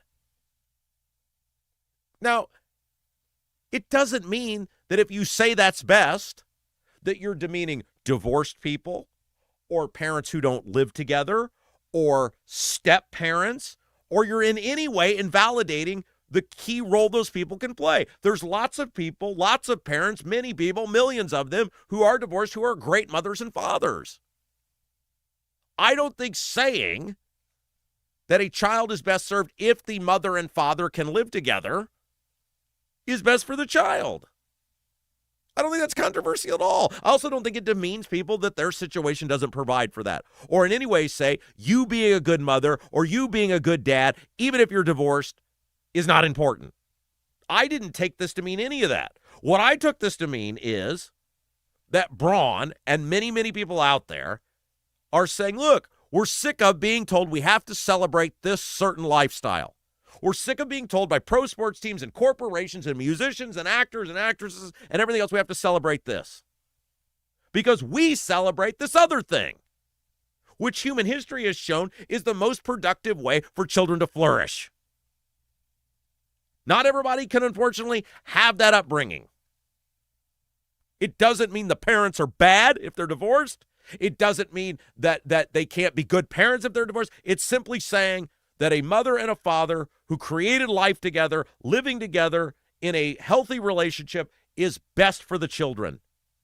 Or if these children are adopted, having a mother and father live together, providing good examples of roles of men and women for their children is best for the child. Why would that be remotely controversial? Why would any person go, no, I object to that? It'd be one thing if he said, you divorced people are a bunch of a-holes and are screwing your kids over. He didn't say that. He didn't go after any of that. He simply said the obvious. The nuclear family, consisting of one husband, one wife, and any biological, adopted, or fostered children, is God's design for family structure and has been the foundation of society since the creation of the world. Like, it's just, but people need to be victims. He went on to say, as we celebrate the 250th anniversary of the United States of America, we recognize that growing and strengthening families is critical to the next 250 years. Again, look at the decay of society. Look at, just take your inner cities and the amount of kids who grow up without dads involved. Do you think that's positive? Do you think that's a good thing? We've talked with Reverend Charles Harrison about this for years with the 10-Point Coalition, about how many of these young people turn out to be violent offenders and how many of them have no father figure in their life. A lot of times the mothers are outstanding. But even then, kids need a mom and kids need a dad. Kids need a mom to teach them the roles of women in society. And if your child's a boy, how they interact with women. And kids need a dad to show them male roles in society. And if you got a daughter, how you interact with men, how to treat women, all of these things. Like, that is common sense. It's common sense. But this whole thing, all of it, like I'm reading all this yesterday, and I'm reading comments, and I'm reading on these social media accounts, and it's just exhausting. Because we can't live in a world now where you just do you. You can't live in a world. I mean, look, here's the thing, though. I think a lot of regular people do. I think a lot of regular people do live in that world where I respect you, you respect me, you live your life, I live mine, and we're all friends. You know who's a fabulous example of this, of what I'm talking about? Of not throwing their sexuality on people, is John Rust. John Rust has made absolutely no secret about the fact that he's gay. John and I are great friends. Why? Because we're just friends. We're just two guys that hang out. We share points of commonality. We share values, things about the way we view the government and the way we think society should offer. By the way, thanks to John Rust for our third hour every day, brought to you by John Rust. I always do I am the great acceptor of diversity. I've got my friend Abdul, who is black. My wife is Hispanic. She is Hispanic. That's not made up. And I'll throw John Rust as one of my leading sponsors is gay. How about that? But point is, like, it's ridiculous that we can't. I think regular people just go live their lives and they don't care. They don't care. You are nice. You are a decent person. You are good to society. You are my friend. Whether you're black, you're Hispanic, you're gay, you're straight, whatever. That's the way most people want to live. That's the way most people do live. But to corporate America, to these sports teams, it's not enough. Because they're placating, they're pandering. They're trying to make you feel like, unless you're an absolutist in your existence, to affirming or confirming or celebrating someone else's existence, then you're the bad guy. And that's not the way it works. I don't need to affirm your existence. You live it the way you want. The same way you don't need to affirm mine. I don't need to celebrate your existence in order for your life to be valid or have meaning. The same way you don't have to celebrate mine. it is just exhausting to me that we all just can't live in the same world, go about our business, and be friends with whoever we want to be friends with. The same way it's exhausting to me that acknowledging having a mother and father together is best for kids. It's crazy the world we live in. Look, you guys know I don't like brawn, but I got zero problem with this. I read this and was like, yeah, why wouldn't we say this? It doesn't mean if you're a single parent that you're bad. It doesn't mean if you're gay that you're bad. It doesn't mean if you're divorced you're bad. It doesn't mean if you're a step-parent you're bad. It just simply said common sense throughout human history, having the mother and father, whenever possible, in the home together, raising children is best for everyone. Best for everyone. Hey, guys, speaking of best for everyone, you know, tomorrow's Wednesday. And Wednesday through Saturday, you know what would be best for you? To get out to Double D's Barbecue in Clayton. How about that for a segue? That's why they pay us the big bucks. How about that for a segue? If you're looking for a different sort of lunch or dinner experience, Double D's Barbecue. You guys who've been out there, you have said had the best reviews of that place. The food, awesome. All the food made from scratch each day. Sauces made in-house. Authentic wood-smoked Memphis-style barbecue. Specials all day long, all week long. Wednesday is wing day. Thursday, loaded baked potato day. Friday and Saturday, Mississippi farm-raised catfish. They do it all. Ribs, brisket, you name it. It's right there on 40. You're 39 in Clayton. A little bit of a trip, but totally worth it. Admit it. You kind of been tired of the same old, the same dining experiences every day, every week. Try something different. You know, you could make a day of it, like on Saturday. You could go, just get on 40. I'm making it a day. I'm driving to the state line. It's state line Saturday. And you stop at Double D's Barbecue for lunch. Yeah, whatever you do in Illinois is your business. Thank you, Jason. Whatever you consume in Illinois, none of my biz. It comes back to that whole you do you, I'll do me. You get on 40, you stop, you have lunch at the Double D's Barbecue, you go all the way to 40, you go across the state line, you do whatever you do there, and then you come back, and on the way home, you stop at the Honeysuckle Hill Bistro because you might be hungry for dinner. It's the Rob Kendall Saturday Special. That's what we call it. Double D's Barbecue. Find the full menu. Ribs, brisket, and more. DDBBQ317.com. DDBBQ317.com. Okay, Bernie Sanders. Bernie Sanders fascinates me because on one hand, Bernie Sanders is like he's an idiot, right? He's just a complete idiot. And you go, this is awful that this guy exists and has this amount of power. But then you say in many ways, Bernie Sanders is just any politician, not even Bernie Sanders, but any politician is an indictment on our society. It's us. I've said this for years. You get the government you deserve. You get the government you deserve. Politicians aren't made in a factory. They don't grow on a politician farm. We elect them. We elect them. We give them power. And we keep emboldening or propping up or voting for the parties that give these politicians the power. It's really easy to go, Bernie Sanders is an insane person. Shame on him. But then as a society, we kind of got to look in the mirror and go, well, shame on us. And it's on both sides of the aisle. Bernie Sanders just fascinates me. And he says stuff all the time. He totally will contradict himself. He's a complete hypocrite. He's in the olden days, he would have been one of those elixir salesmen or one of these guys, the P.T. Barnum, step right up. See the sword-swallowing bearded lady. Because he's a total fraud. The guy has how many homes, has how many cars, he's a millionaire, and his whole grift is bitching at you about other people's money.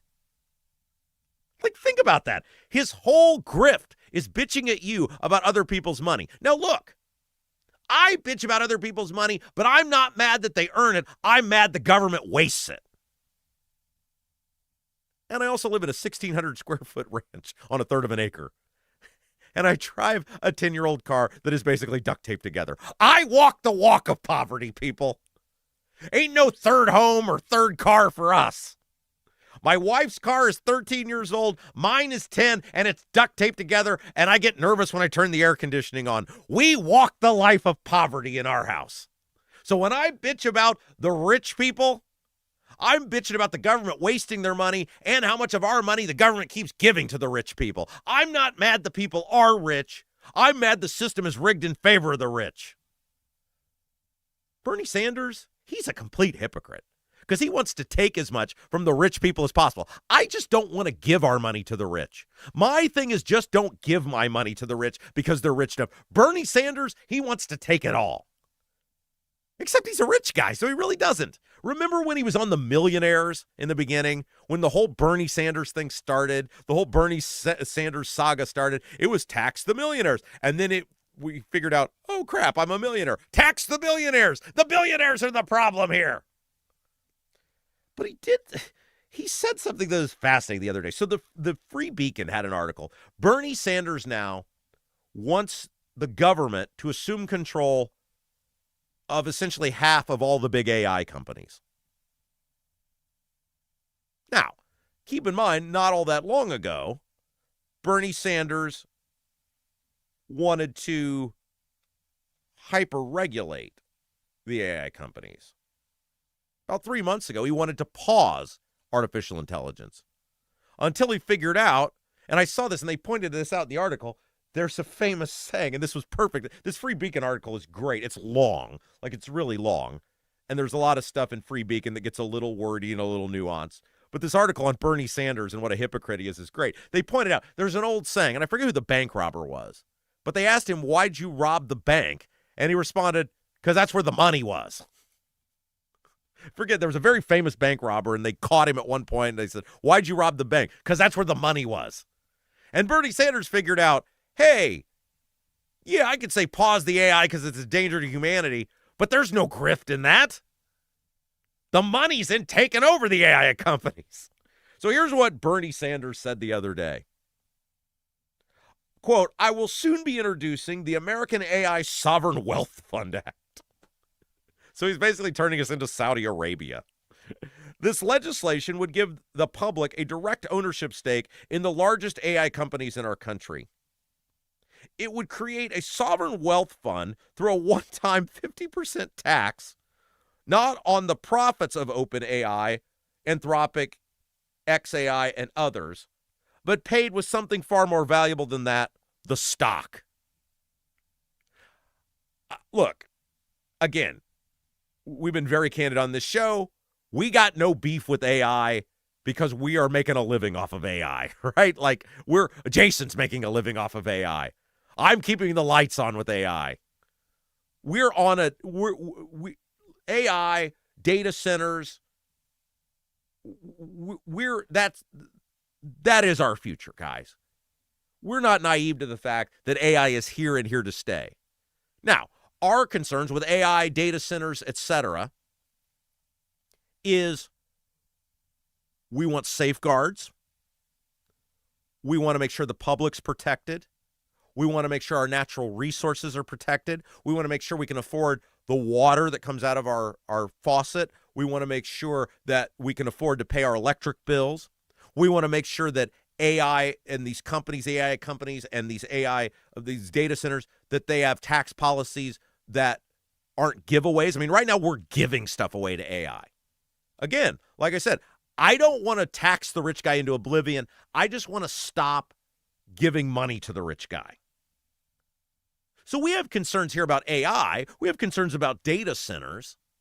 But we're not like they all need to go away and the public sector needs to confiscate 50% of them.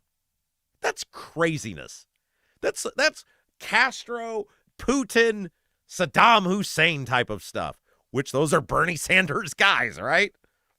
Quote, the proceeds would be used to ensure that every man, woman, and child in our country has a decent and dignified standard of living, including health care, education, and housing. Okay. All these countries where that happens, how's their dignified standard of living? How's that working out in Cuba? How do you think the Russians are doing these days? There is validity in having great concern about AI. There is validity in wanting parameters around AI, around data centers, to ensure they work for our society, that they create a better existence for our people, and that if these companies are going to be making money off of us and inevitably changing the landscape of the workforce, that we're not subsidizing that happening. But that's a far cry from saying, we are coming in and taking 50% of everything, and you'll thank us later for it.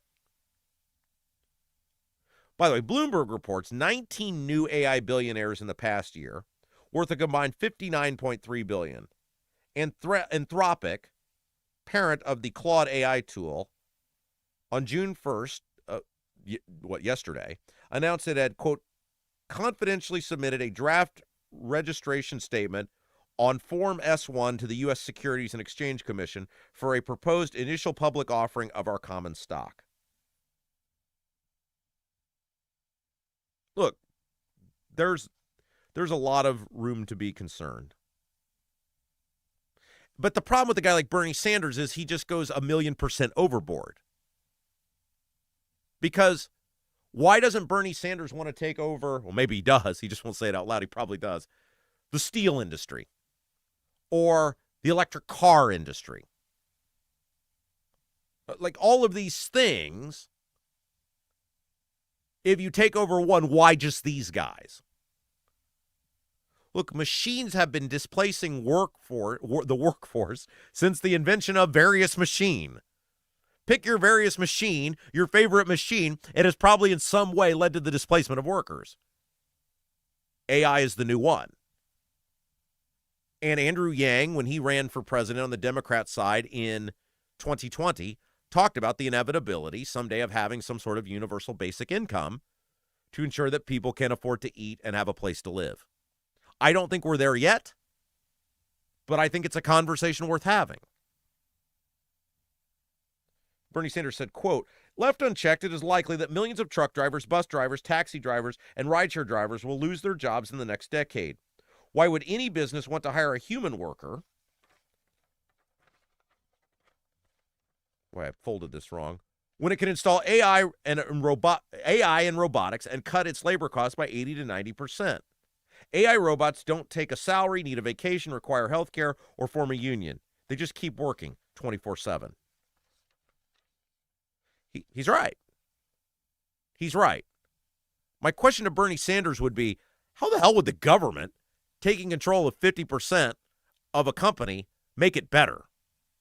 What does the government do with anything that you go, thank God the government was here? It's so much better because the government showed up. Can you name me one thing, anything that is remotely better than any person in the history have ever said, thank God the government showed up. We're so much better off. They would kill these companies. They would be out of business. They would be like everything else in the government.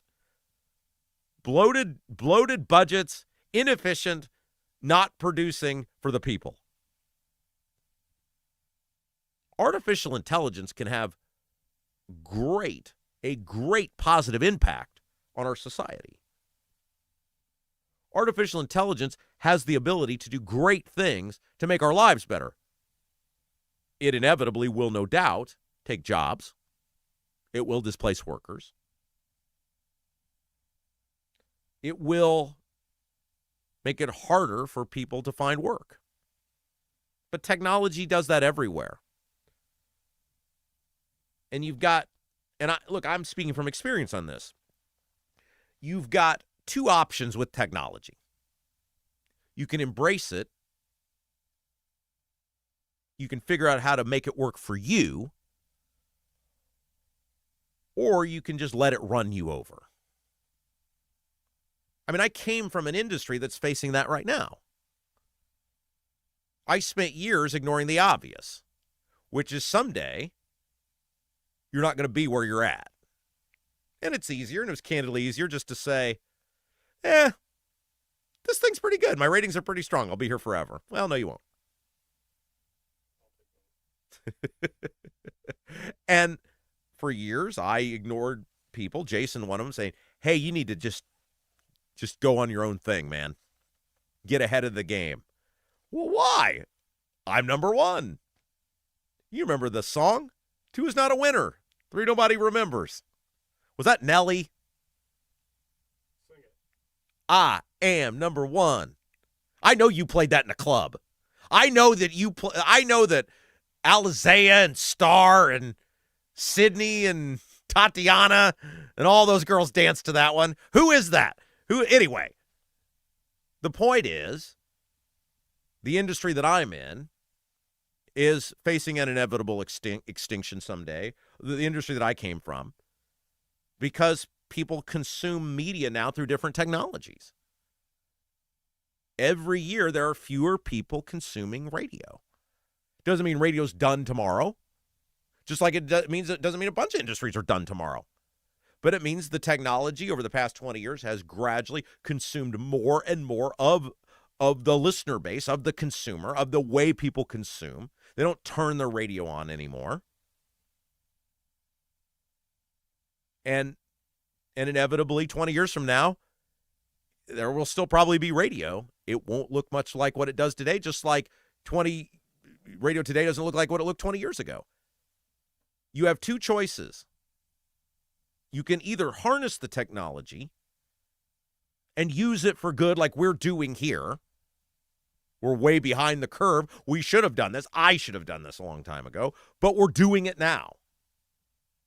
And we're able to present media in a way, and you guys obviously like it based on the thousands of you who consume us every day across our various platforms. And it grows every day. The subscribers, the numbers, the hits, they grow. And every other industry is going to have to face that reality for the most part. AI isn't bad if we make it something that works for us. The key is not just to take it over, because then you'll end up with bad AI. That's not going to be good for anyone. Hey, speaking of saving you money, making you money, putting more money in your pocket, that's where our guy Gary Tedrow comes in. Before choosing a mortgage, it's smart to talk with someone you can trust and actually sit down with because he's local. Gary Tedrow is that guy with Verity Mortgage, a local lender helping buyers and homeowners across central Indiana with home purchases, refinancing, strategies to manage debt using home equity.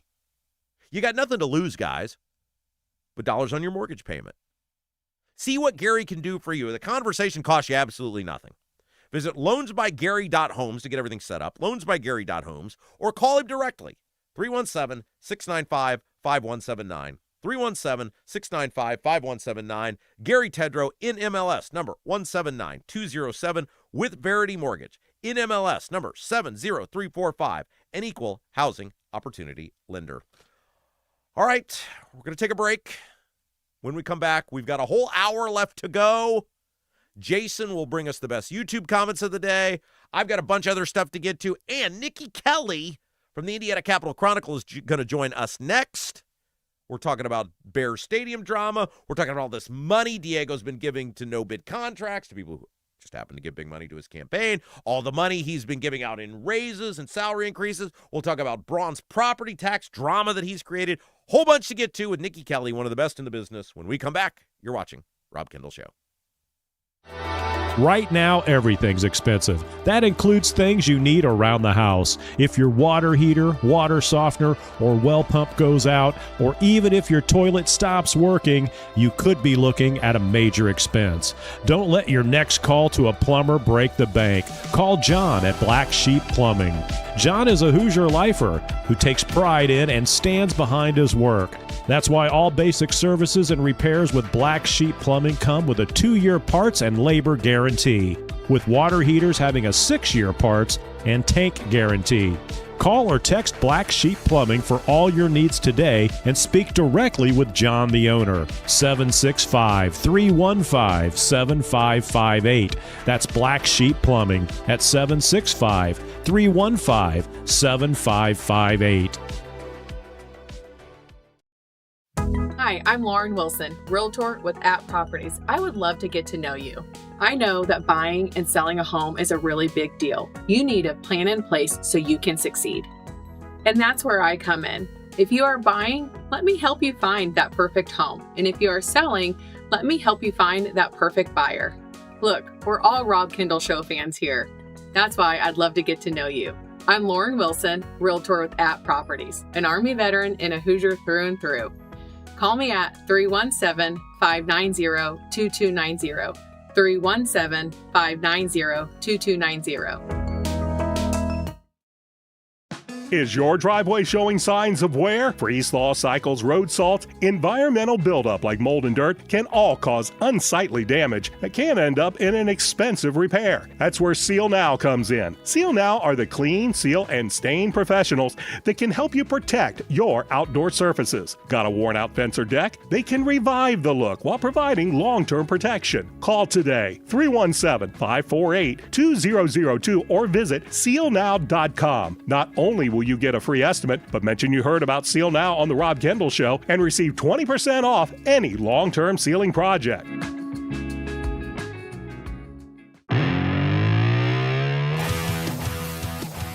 It is the Rob Kendall Show, joined by one of the best in the business. You know her from the Indiana Capital Chronicle, the great Nikki Kelly. Hello. Hello. All right, so we're watching on the outside as Illinois is doing Illinois things, and they don't seem concerned that they don't have a Bears deal, but the Bears said there must be a deal. You've seen a lot of stuff over the years as it relates to government. The floor is yours. Yeah, I mean, I just don't even know what to think. The Illinois lawmakers have had, they're coming out today and they're saying, it's not our fault. These things take time. It's been years that the Bears have been looking for some sort of certainty so that they can build a stadium on land they already own in Arlington Heights. And another session has gone by and they haven't gotten it. I thought the Indiana deal might provide them a little more, I guess, reason to move expeditiously, but it clearly did not. And so now I think the Bears are really, stuck. They have to make a very serious decision about whether to give up a big part of the history. And I know they'd still be the Chicago Bears, but I think it would probably upset some fans and some people in Illinois. So we'll see what they decide. They say they're going to keep their spring, early summer timeline, which frankly is now. So we'll see. You heard from our side, I guess the Indiana side of the aisle, like, are they optimistic now, more optimistic? Are they happy about this? Because they have given a lot of guarantees to the Bears. Yeah, I mean, I think they're more optimistic than they were a week ago. The fact that they don't have anything in place, and what they do have a place, frankly, is a copy of what Indiana had provided. So, and I think it all got really messy at the end with Chicago not recognizing the writing on the wall of this is going to move out of Chicago either way. And so that was causing a hiccup because a lot of Chicago lawmakers were refusing. Also, we got to remember that Illinois is obviously Democratic, and they say that internally in their caucus, giving money to private billionaires is not popular. And that clearly was not, I mean, from the Indiana side, it was more about we get the Bears, we could pull it over from here. And you didn't really hear that complaint as it came together in very quickly. Yeah, it sort of seems like opposite, right? Now the Democrats are super concerned about handing out tax money, and the Republicans here are like, no, it'll be great. Come on in. How many Well, need? It'll be fine. it's all about who they're handing out the tax billions too, right? Democrats don't want to hand it to billionaires, and Republicans are okay handing it to corporations. That's what we've seen in Indiana over the years, including whether it's a data center or, another company. You've covered this at length with the Capitol Chronicle. You were here for Lucas Oil Stadium. Do they really want the Bears, or is it like, hey, we had to look like we were doing something, and now, oh shoot, now we might have the Bears? Oh no, I think they want the Bears. Why wouldn't they? I It's a mean, lot of money. It's bill. yeah, It's it's a a lot of lot of money, taxpayers. but most of that money will come from people visiting that area, whether it be hotel taxes or admission taxes or things like that. I mean, there is some money, but not most of it. Most of it will come from actual users. Okay, if you had to predict, and I know I've asked you this for a long time now, do you do you think the Bears within the next week are going to be like, we're done here. We're going to, I mean, at some point you got to rip the Band-Aid off, right? Yeah, they have to. They either have to. I mean, they've put themselves in a rough spot almost in the sense of they have another offer, and so you can't keep kicking it down the road. I think the NFL is getting annoyed with the whole thing. They also have to remember they got to build a stadium. You got to save some time to build a stadium, no matter where it's going to be. That's Speaker of the House. This is the one thing that gave me, because I'm totally against the stadium, but the Speaker of the House just was so nonchalant when they were interviewing him or shouting questions at him. And he was just like, we'll figure it out. It'll be fine. And I was like, it seems like we've moved past the window of we'll figure it out. It'll be fine. I mean, they've tried to be figuring it out for a while now. I mean, last session did the same thing happen, and they said, "Well, we've got some more time." So yeah, they certainly don't have any sort of, you know, I guess the pressure isn't showing on their side, but they might end up regretting that. All right. So let's talk about the reporting you guys did on Diego, because this is fascinating to me. So Diego Morales, Secretary of State, he has given out all of these raises, the 6% raises, the 12% raises, like his former chief of, or his former campaign manager getting 20% plus raise, his former deputy chief of staff, who appears to have been a non-citizen, getting a 20% plus raise. I thought Diego said he was going to knock off all the ridiculous raises, but now here we are, you guys reporting on the raises again. Yeah, well, our initial reports a couple years ago were on his use of the spot bonus program, which is supposed to be like, hey, you employee B, you really kicked butt on this one project, right? And we're going to give you a spot bonus. But instead, he used it to give spot bonuses to every single employee in his office and sometimes twice. So basically, lawmakers called him out on that and he promised to back off that. So instead, he now gave raises to every single employee in his office at a minimum of 6%. And as you've mentioned, some people more like 12 or 20, though the larger ones in the 28% had to do with a promotion as well. So they're not straight raises. And so the issue is just look, good for those employees, I guess, but when the rest of the state agencies and employees haven't gotten a raise in 2 years, like why do your employees deserve double inflationary raises? It just seems like an interesting issue, and it's just the latest in a lot of questionable financial decisions. Yeah, now all the controversy with this deputy chief of staff. I mean, that's even worse than the campaign manager getting the raise, because now that woman's missing. Well, she has left employment. That is accurate. So yeah, and she has not responded to any reporters trying to talk to her. So they say obviously she was a non-citizen, but according to her driver's record, she was here legally on a visa or a temporary credential. In Diego's mind, if she's here legally and the state personnel department didn't block it, then he hired her. Okay, have you and you guys have covered, obviously you're starting to cover the convention race Mhm. like everybody else. You get a feel where the delegates are at, because with Diego, I just never know. I think a lot of people buy his stuff, especially that he hands plates out to at Lincoln Day dinners. Like, are you guys getting a feeling on where this thing is going? Yeah, I feel like it's leaning toward Shelton and England just from chatting with some delegates. I think just the sheer number of issues that have come up in Diego's tenure is making it very difficult even for supporters to justify the vote. Speaking of things Diego did in this article, you also pointed out how this company that Diego has given multiple no bid contracts to, their CEO has given Diego $55,000 and gave Mike Braun $20,000. Yeah, it's called MavQ or Maverick Quantum. The whole reason it came to our attention was that he used the restitution fund to give a payment to them. And when we looked at the list of the restitution fund is supposed to go to people who were defrauded. Right. And so, and that's how it's been used for the last 5 years. They're all just maximum $15,000 payments to Hoosiers who have been wronged. And all of a sudden there was a big payout to this company that turned out got a new big contract that also they gave money to Diego Morales. Now, technically not illegal. He is allowed to use some of that fund for administrative expenses, but when you add that on to the donor and the no bid and that continued issues of this sort, it's just another example. A couple of minutes left with Nikki Kelly from the Indiana Capital Chronicle. Braun is apparently trying to give no property taxes to everyone now. He apparently must have got the memo. People are relatively unpleased, and now he wants no one to pay property tax. Tell us about it.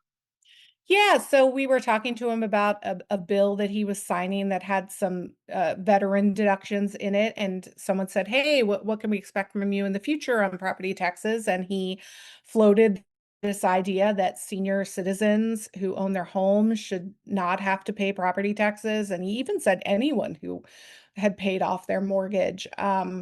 There were very clear comments, though I'm told now that after several of us wrote stories that they think they've been blown out of proportion. All I'm going to say is that if that was a test balloon, it went down faster than the Titanic because I saw more engagement and audience and readers interested in that, whether it be from the city county side who say, hey, if you still own that home, you're still getting services. You can't just pay nothing.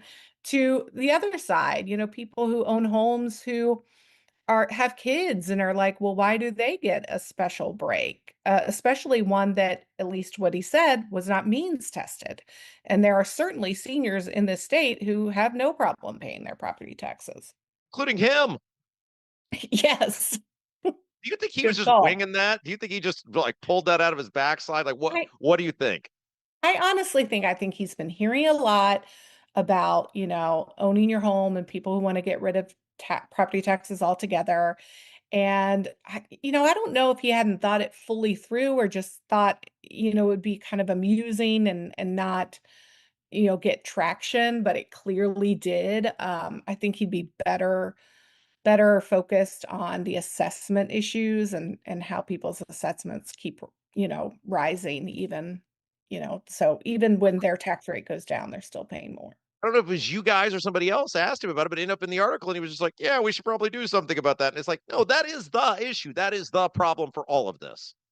And it's a hard problem, right? Because the reason we have the current system is because of the Indiana Supreme Court years ago when we would basically they created a system in the past whenever one person's or one group's taxes went higher, they would create these sort of deductions or credits until eventually no one was really paying based on anything that was equal. And so the court said, hey, you have to have some sort of through line that is equal for everyone, and that is market price and sort of market value. And so it's a hard one to address because if you start messing with market value, then they worry that they're going to get dinged by the court again for having, a system that doesn't treat everyone the same. Well, you treat all of your readers the same, and that is fabulous. And you are the best. Nikki Kelly, find her at IndianaCapitalChronicle.com. Thank you. All right. See you guys. Yeah, thank you. You're watching Rob Kendall Show. Is your driveway showing signs of wear? Freeze-thaw cycles, road salt, environmental buildup like mold and dirt can all cause unsightly damage that can end up in an expensive repair. That's where Seal Now comes in. Seal Now are the clean, seal, and stain professionals that can help you protect your outdoor surfaces. Got a worn-out fence or deck? They can revive the look while providing long-term protection. Call today, 317-548-2002, or visit sealnow.com. Not only will you get a free estimate, but mention you heard about Seal Now on the Rob Kendall Show and receive 20% off any long-term sealing project. Are you seeing cracks in mortar, moisture working through walls, facade or structural failure beginning to surface? Bramwell Mackay sets the standard for exterior and structural building solutions. Our 40-year master masons and industry experts address moisture intrusion, failing foundations, masonry deterioration, and more. From preserving historic landmarks to addressing modern building envelope issues, Bramwell Mackay delivers full-spectrum service with white-glove professionalism. In Indianapolis, call 812-33-BRICK. 812-33-BRICK. Your bathroom fan could be secretly costing you thousands of dollars in damages. Most people don't even know this until the damage is done. With over 18 years of bathroom remodeling experience, here are 3 signs your fan is failing you without spending a dime on inspections. Sign number 1 is if you have foggy mirrors after you shower. This shows that your fan isn't pulling out enough moisture, which creates the perfect environment for mold. If you have a properly functioning bathroom fan that is the right size for your space, you shouldn't see much fogginess on your bathroom mirror at all. Sign number 2 is if you have bubbling, cracking, or peeling paint in your bathroom. This means moisture is soaking into your walls, slowly breaking down drywall, and even causing the wood framing behind it to rot. Sign number 3 is if you have mold buildup on your fan, ceilings, or walls. This is terrible for your health, but also could wreck your bathroom, costing you a fortune. If you're noticing any of these signs, here's what you can do. Call Vent Savvy today at 317-300-4434. That's 317-300-4434, and mention Rob for a free attic inspection.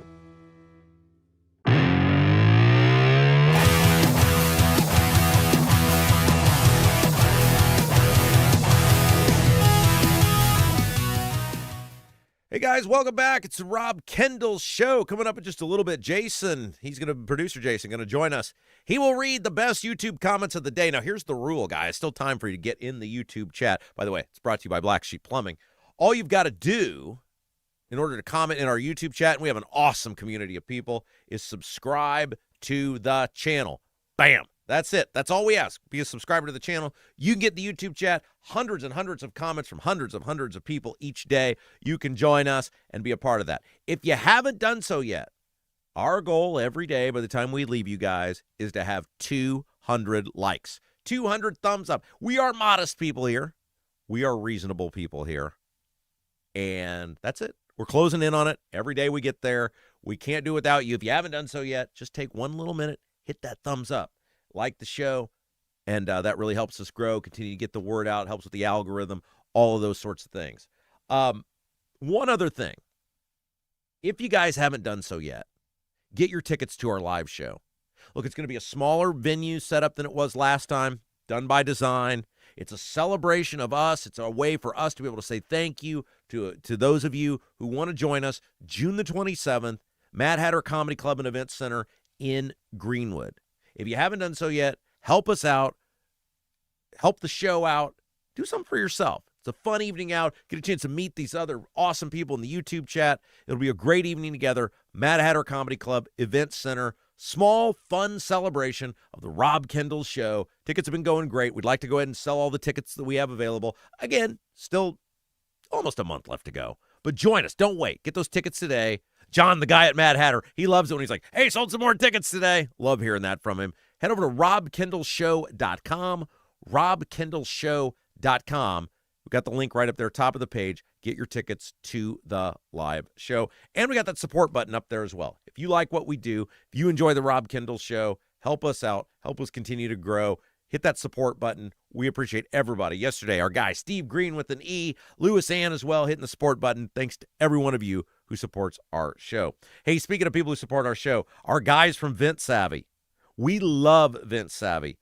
And look, I didn't even realize this until Vent Savvy became a sponsor. It was something like you should realize, but you don't.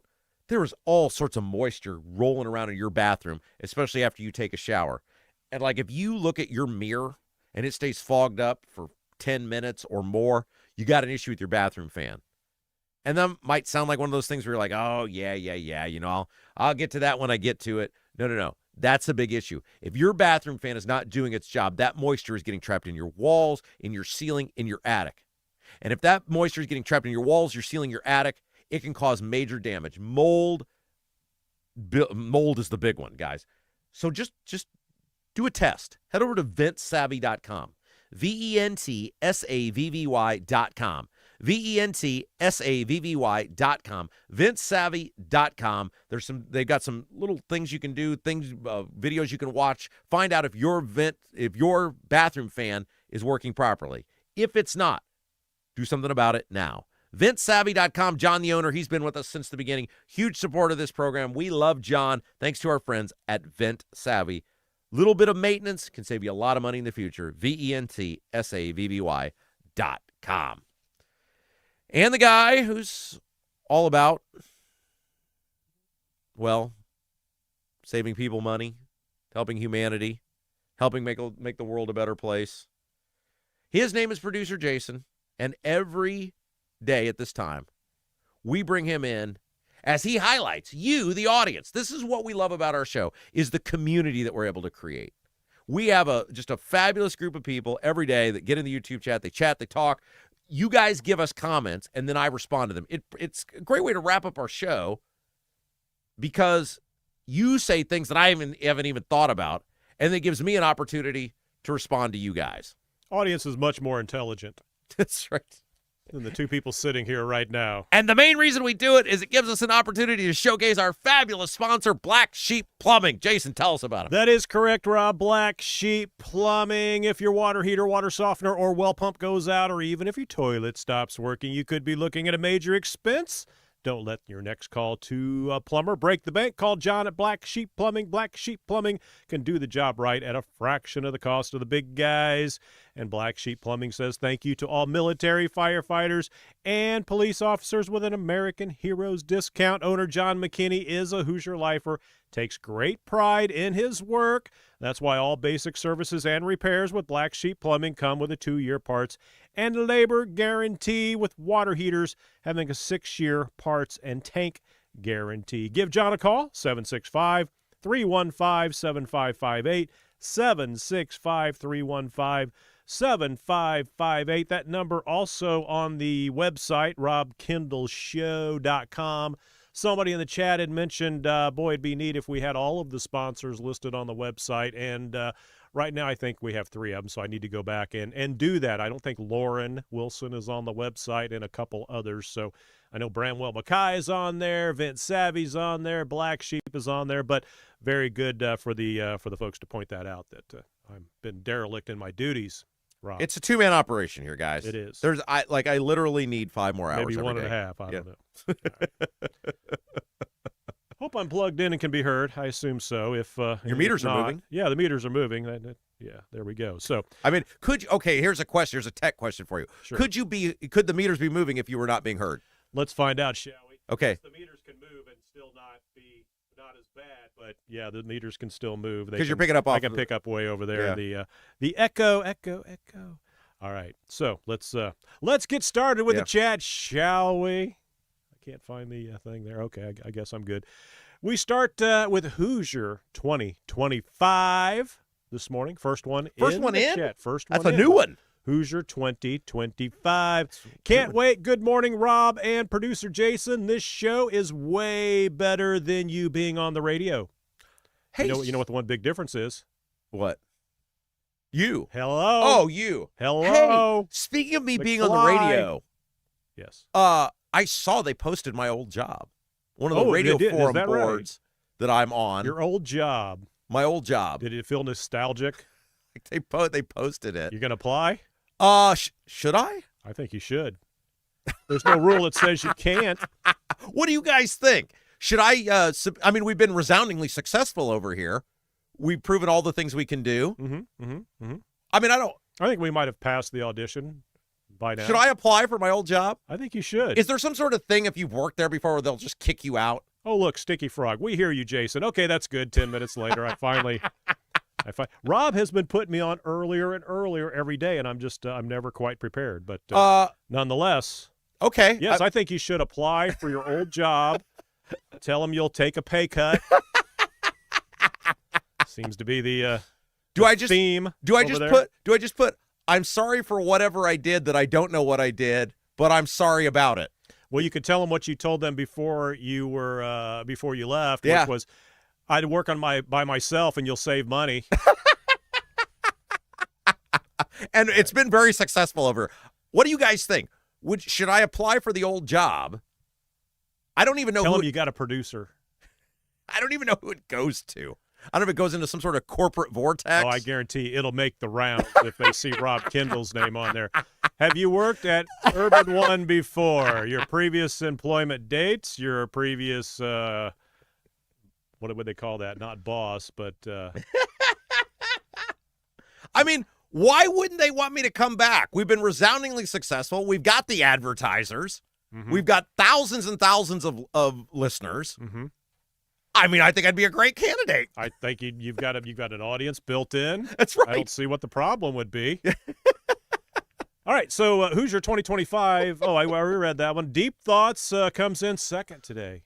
Did something just go out? No, what? Okay. What are you? My What peripheral was just like, whoa. What are happened? you all right? Yeah, I think I'm. Yeah. Okay. Okay. Deep Thoughts. Good morning. I saw the live stream was on after 10 p.m. last night, and Rock Laws and MLM Warriors left comments. Those comments are no longer here. So we have figured out through extensive research the last 2 days. Yes. That when I create the broadcast the night before, because you create the broadcast and then that way when you come in the day of, you just click it and it's ready to go. You don't have to fill any information in. So I do that the night before. And apparently folks have been jumping on to beat the old man in the chat. And they do it, and they're like, look at me, I'm number one. And then when I hit the button to start the broadcast, it wipes all that out and starts all brand new again. By the way, I don't understand why. I understand what the problem is. I forgot to mention, our third hour is brought to you by John Rust. Thanks to John Rust for allowing us to have a third hour. He is the man. All right. Anyway, so now it's a competition. People in the middle of the night are heading over there trying to be the first to comment, even though the comment's going to be wiped out. Doesn't work. So the key is we start this every day at 10 till 9. Sometimes 11 till, depending. Rob's been learning how to do it, so we've stepped it up a little bit. That's when you got to get in. That's when you got to be ready. So wait. It's like one of the remember the old-timey days with radio? If you're caller 5, you can, people trying to, like, get in there. Why wouldn't WIBC want this on the air? This is so riveting right now. We continue on. Kevin Branham. Good morning, Rob and Jason. Yes. Carol 1776. Well, one reason they might want it is because we actually get people in the chat. I'm doing it. I'm submitting an application. I wonder if it'll be like you get an auto reject. Where do you see yourself in 5 years from now, Rob? Carol 1776. Good morning, all. I agree at Hoosier 2025. So much better than the radio. It's like 3 hours of off the rails. One of the things that I was a big proponent of, and I think we talked about this before, Jason aside, I work better on my own. That's why I leave you alone. Yeah, that's why Jason and I work well together. I get paid the same whether I'm on the air or not. Jason knows all of my Economics. little nuances and things that drive me crazy, and he knows when to step. Poke the bear. Yeah, he knows when to step in and not. But I work better on my own, right? I've always worked better on my own, and I think that's why this show's so great. It's just 3 hours of me. Andy Engel, WIBC should just simulcast your current show. That'd be great. Spray jockey. You can apply, but you cannot go back. Nicholas Kurtz. Whoa. Is it like Field of Dreams? Remember, like if you cross the line, oh, Doc, you can't. I remember when Burt Lancaster, he's the doctor, and he has to step across the line to save the little girl. Right, Doc, you can't go back. Yeah, got to save the little girl. Rob's got to save the little girls. Sticky Frog, it's kind of weird. I used to listen to WIBC all day, but after Rob left and I found my old Ozzy CD, I just listen to No More Tears on my commute now. Yeah, most people think you're doing just fine on your own. Some say you should try to take the cat spot. cat spot. Well, you can't deprive him of his 6 hours. No. I wouldn't want to mess with Tony. I'm just saying the job that is open is my right. That's the one you want. That's the coveted spot. There's not a job opening for the morning show. If there was a job for that, I'd apply for that one too. Brian Hunt. Hey, have you ever filled out a job application? A time or two. I don't know if I've ever actually filled out a job application. I'm trying to think if I've I mean, like when you get a job, you have to officially fill the employment application out because the law requires the HR department to have it. You would have filled out something. You just did not fill out an application, submitted it to get a job. You already probably had the job, and then you had to fill out. So let me tell you how I got the the legal thing, right? So, okay, the only jobs those of us that have run a business know those sorts of things. Okay, the only jobs I've ever had outside of owning my own business was when I worked for the state. And we fired everybody. We never hired anybody. Yeah, we were fired, so I'm not sure. Yeah. So here's how Jason this is how frugal Jason and I are. When we owned our radio station, we had like 2 employees. And then we were like, these payroll taxes are ridiculous. We ain't doing that. So we got rid of the 2 employees. We're like, Rob, you run the books. Jason can do the morning show. And then we had a retired school teacher who loved radio. Franklin, yeah. Who lived in the community. He was our sports guy anyway. He did all the high school football. He wrote for the town newspaper. And then we basically turned it over to him, and we were like, hey, Frank the Tank, make sure the transmitter turns on, and if the power goes out, flip it back on. That's how frugal we are. Make sure the church programming runs so we don't have to get up. That was a big deal. The church program was awesome. But I don't remember filling out an application at IBC. Well, I don't know. You did a Trump interview. That was your.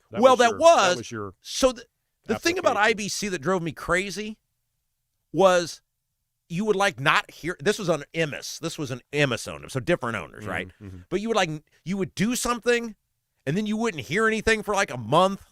And no, it's still that way. It takes them 3 months to hire. Literally 3 months. You did something offensive. I don't know. What do they ask you on a job application? I don't know if I've ever filled one previous out. Job experience. Oh, okay. You have experience as a talk show host, Rob? Yeah, I do. You get along well with your co-employees? I get along with you.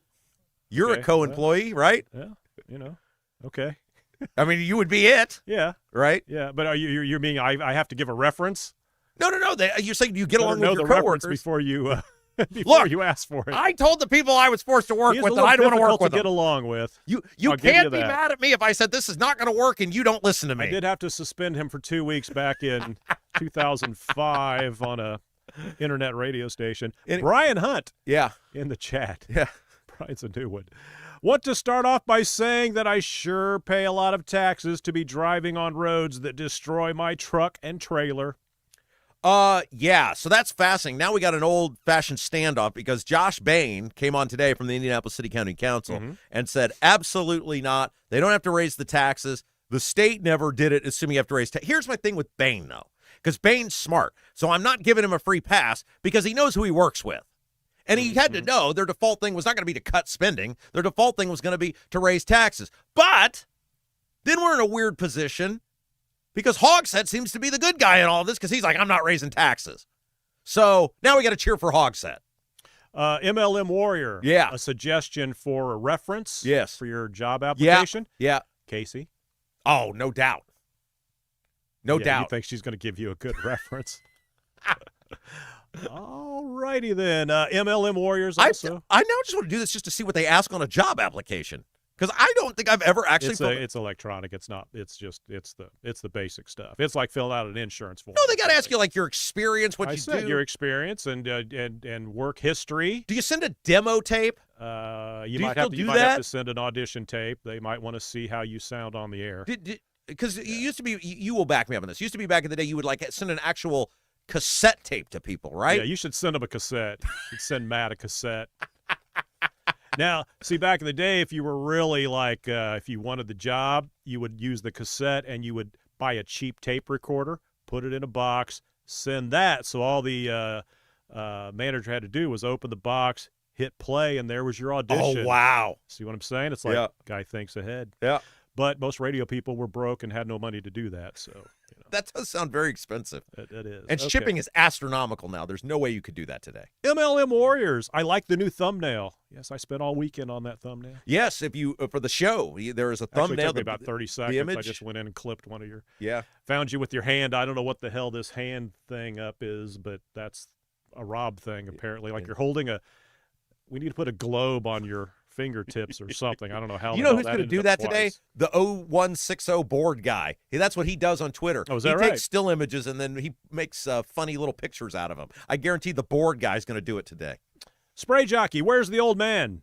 Where is old man? We'll get there. Oh, he's here. You've been talking a lot here, Yeah. Rob. So Well, we'll I get had there. extra time. That's all right. It's your show. I'm just MLM Warriors. I was wondering where the old man is. Maybe he has the day off.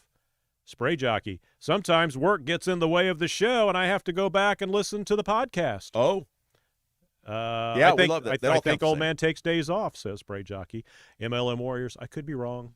Spray jockey, 151 minutes until Jason. Here I am. Almond Joy Tempo. Good morning, everyone. Man, there's a whole lot of pregame in here before the show starts. A motley crew indeed. That's right. Love it. Every one of you people needs to join us June the 27th because I know a lot of you I have met in person, but I want to meet every single one of you in person June the 27th. Come on, the tickets are super affordable. You got to come say hi. That's right. That's right. Okay, we could do some tailgating perhaps. Real quick while there's a pause here, because this is all my fault. I am way behind on thanking our sponsors today. One of those that I have not yet properly thanked is Lauren Wilson, our fabulous realtor with At Properties. You know, Lauren Wilson, she's local, Hoosier lifer, veteran. She would love the opportunity to meet you, to understand what your needs are. You know, a bunch of you have called Lauren Wilson saying, hey, I'm not sure what I want to do. What's my home actually worth? If you want to get a pro to take a look at your property, tell you what it's worth, and then you can decide from there, hey, do I even want to sell my home? You may be floored how much your home is actually worth and how much you can actually get. Lauren's going to be with us next week, talk about how certain real estate markets in central Indiana, they are gangbusters. Give her a call. Find out. There's no obligation. It's not like she shows up and you're obligated to sign in a blood oath that you're going to sell your house. Find out what it's worth from a pro. Lauren Wilson, realtor with At Properties, 317-590-2290, 317-590-2290. Shrog Sandwich. Yeah, Miss Sandwich. If they want a demo, send them the link to the show. Andy Engel. You could bring along old ratings books for reference. These guys are great. I think Shrog's got her big thing going on at the Whiteland Farmers Market this evening, 5:30. Are you going? I might try to check out. I might try to get down there. Do you do any more street photography? Are you done with that? I bought a camera. Kind of get Another back into it. camera? Yeah. How many cameras do you're you a own? photographer, you got to buy a camera. How many do you own? They call it GAS.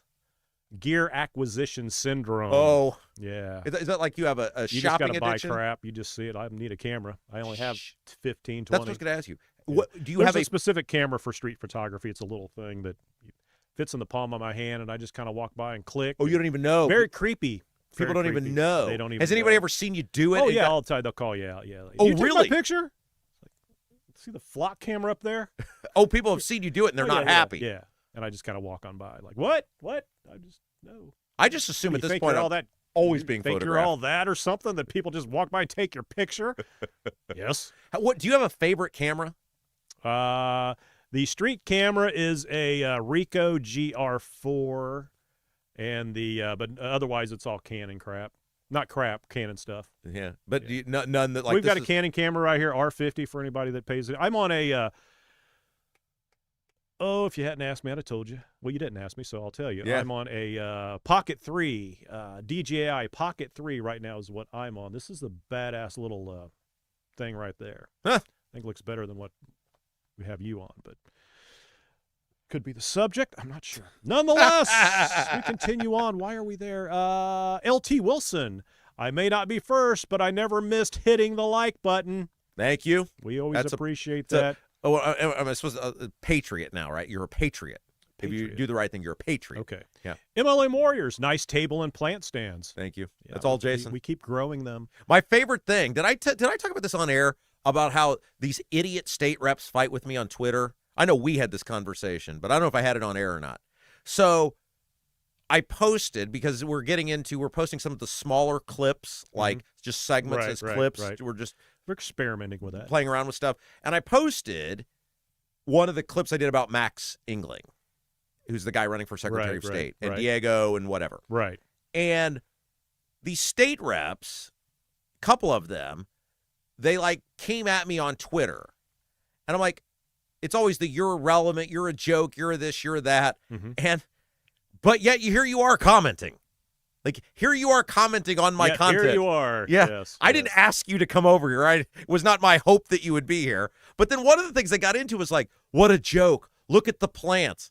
It's what? Now they're making fun of the plants? They were making fun of the plants. Oh, that's bull. And I said, I hate to be the guy to break this to you, but we do laugh about the plants on the show. It's not like we, present them as real Send plants. them my way. Don't make fun of the plants.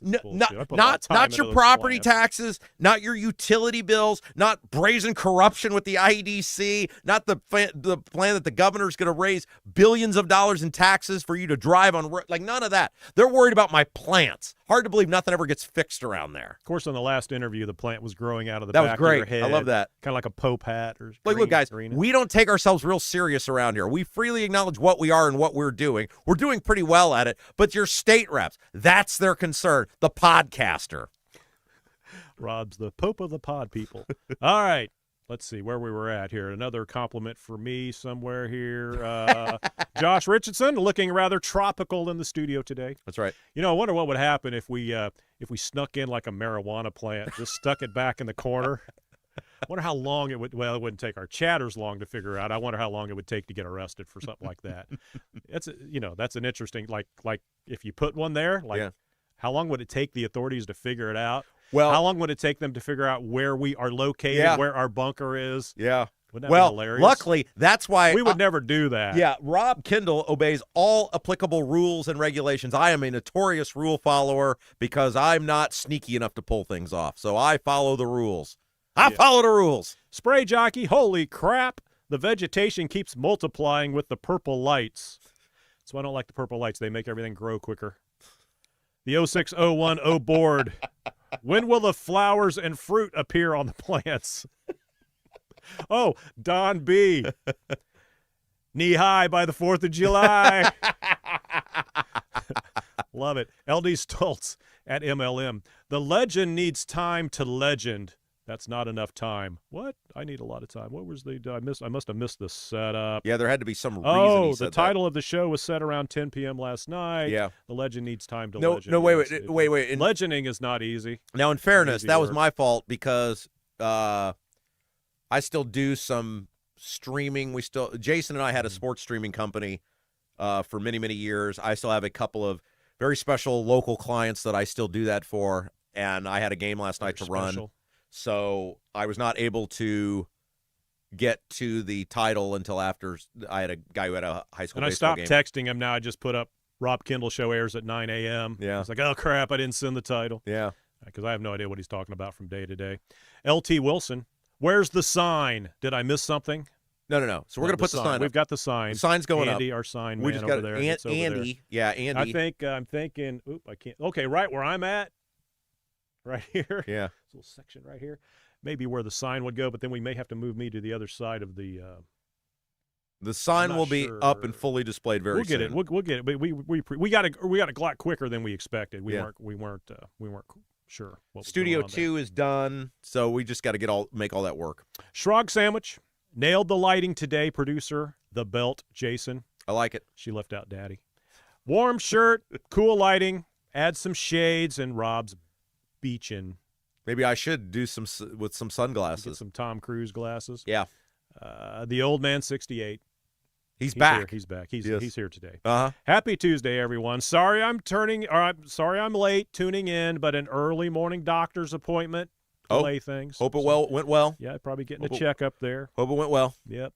Why, Mad Duck? Why don't you have a coaster under that water? You'll ruin the table, Rob. I think the table's already been ruined. It's not ruined. I stole that from Mom. I stole that plant thing there from Mom underneath me right here. So Mom's stuff is representing in the studio. All right. Did you say your mom's birthday is July the 3rd? July the 3rd. Very patriotic. Yeah. Yeah. Vic Ferrari, I didn't realize John Rust had a show on 95.9 at 7 a.m. He does. I should get where's the coffee mug? I've put it away. All right. Well, my wrestling figures are with it. We need so. shelves. Yeah. We need a lot of things. Ethan? Can't hear you. He's working. He's working.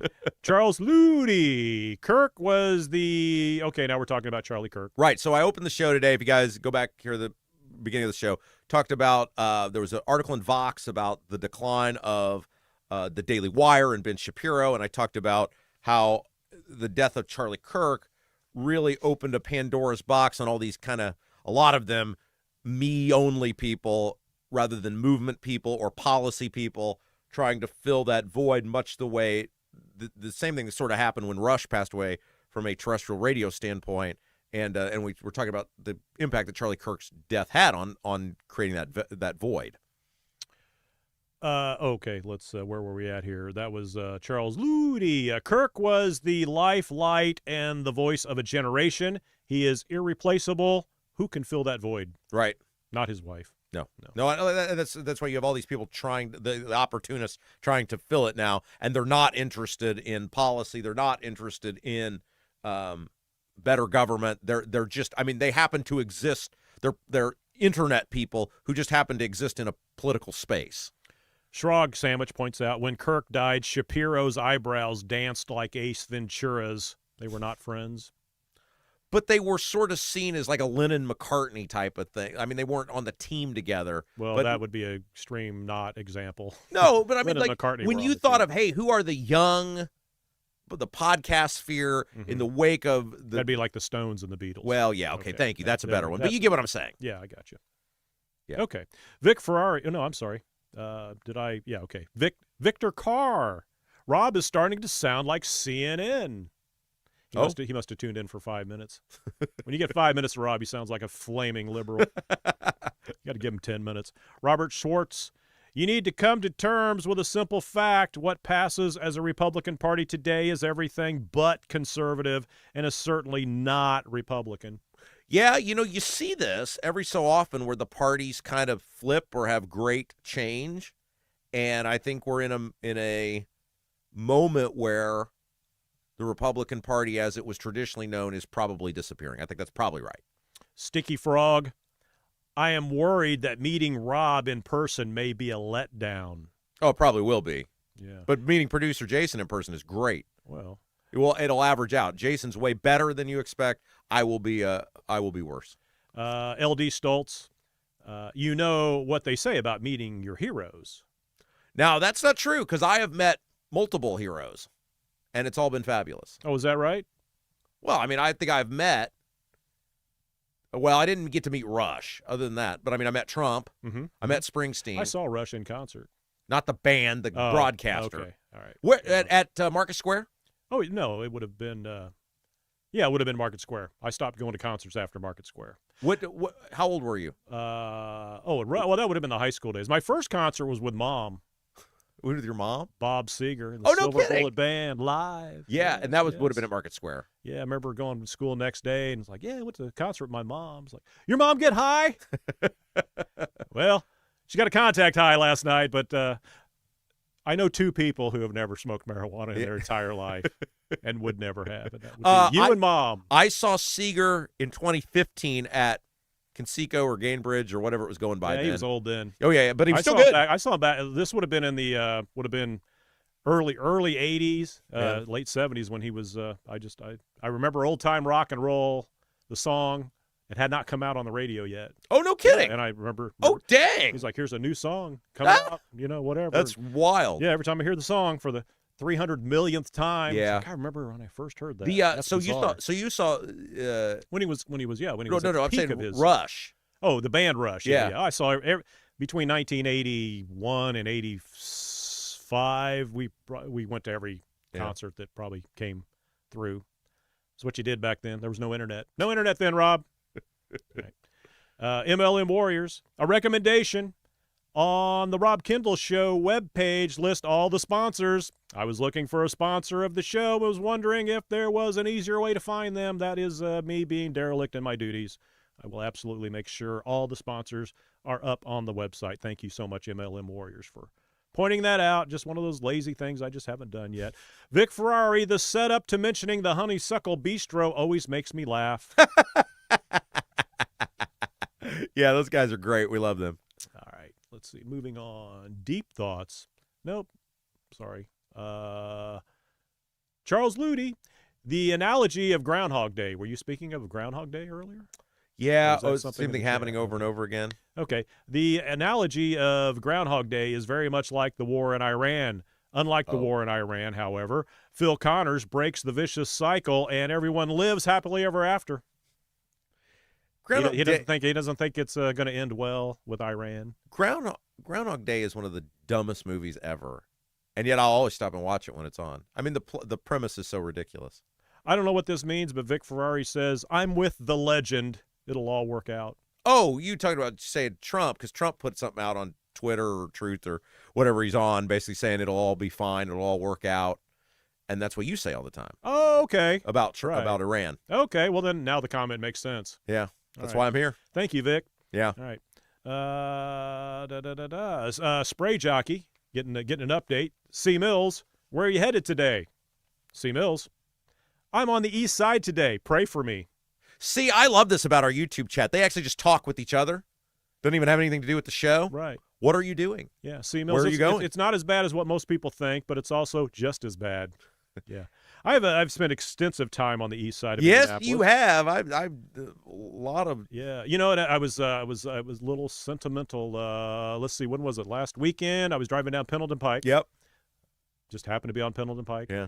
And drove by an establishment that is no longer in business. That was a staple of the East Side forever. That would be the Harem House. So no longer in business. One of the first things I did with Jason was and this was in the this must have been 04 or 05. Mm-hmm. Jason started. Hang on. Are you leaving? No. Oh, No, have you had enough? I don't think the story's that bad. I gotta go pee.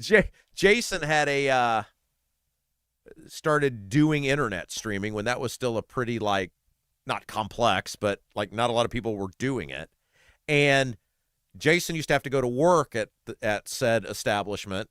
Right. And he had games that he had to run. You did minor league sports, the old American Basketball Association. And I needed very cheap labor. And I would come over to Jason's house on a Sunday. I would work the overnights. This was at the old WKLU. I would work either the overnight or usually the morning shift on Sunday. I would come to your house.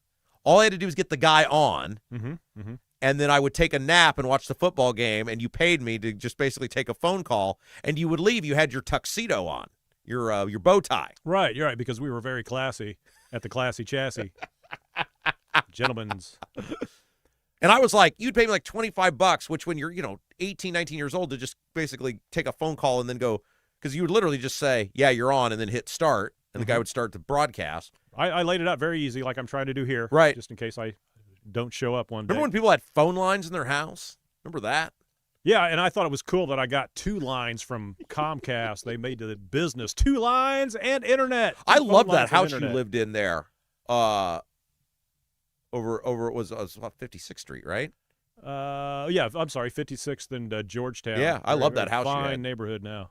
The house was nice though. Yeah. Okay. All right. Let's continue on. What do we got here? Steve Green with an E. Huh? That's you. It's your job to tell me what's going on. I'm there. Steve Green with an E. Trump said no more wars, knowing he was going after Iran before he was elected. I don't think he did. I think you're being mean to Trump. He didn't know. He did very didn't know he quickly had to do appear this to. for. He got in there and realized, if I don't do this now, future president's going to screw it up and give a bunch of cash to Iran. So I better go in and take care of business. That's your theory on what happened? May take a couple extra days, but hang in there, guys, and we'll get her done. Spray Jockey, I want to know. I want to know what I will get for my money. Okay, let's get serious here. I want to know what I will get for my money. I will definitely pay $50 and drive 3 hours for Jason. But Rob, I need to know more info about the meet and greet. So I think Spray Jockey's coming to meet me. Yeah. The question is, will he pay the extra cash to meet you? Well, okay, a couple ways you think about the meet and greet, Because right? I'll probably go up and hang out with the poor people. Number one, you're getting to meet all the other people. That's number one, right? All Right, the other, that would be the reason. That is your biggest Right, reason. right. Two, it's your way to support the show. And they do serve alcohol. They do have booze there at the Mad Hatter. And three, I am going to be the kindest, most outgoing, most riveting, forgotten quasi-local celebrity you've ever met. At least that's my goal. I will have been on stage for quite a while, Maybe but you'll be employed by a radio station. maybe by I'll then. have a radio job by then. I can't wait to fill out that Be in application. the running. There's got to be You and Ethan. just trash Ethan in the application. Yeah.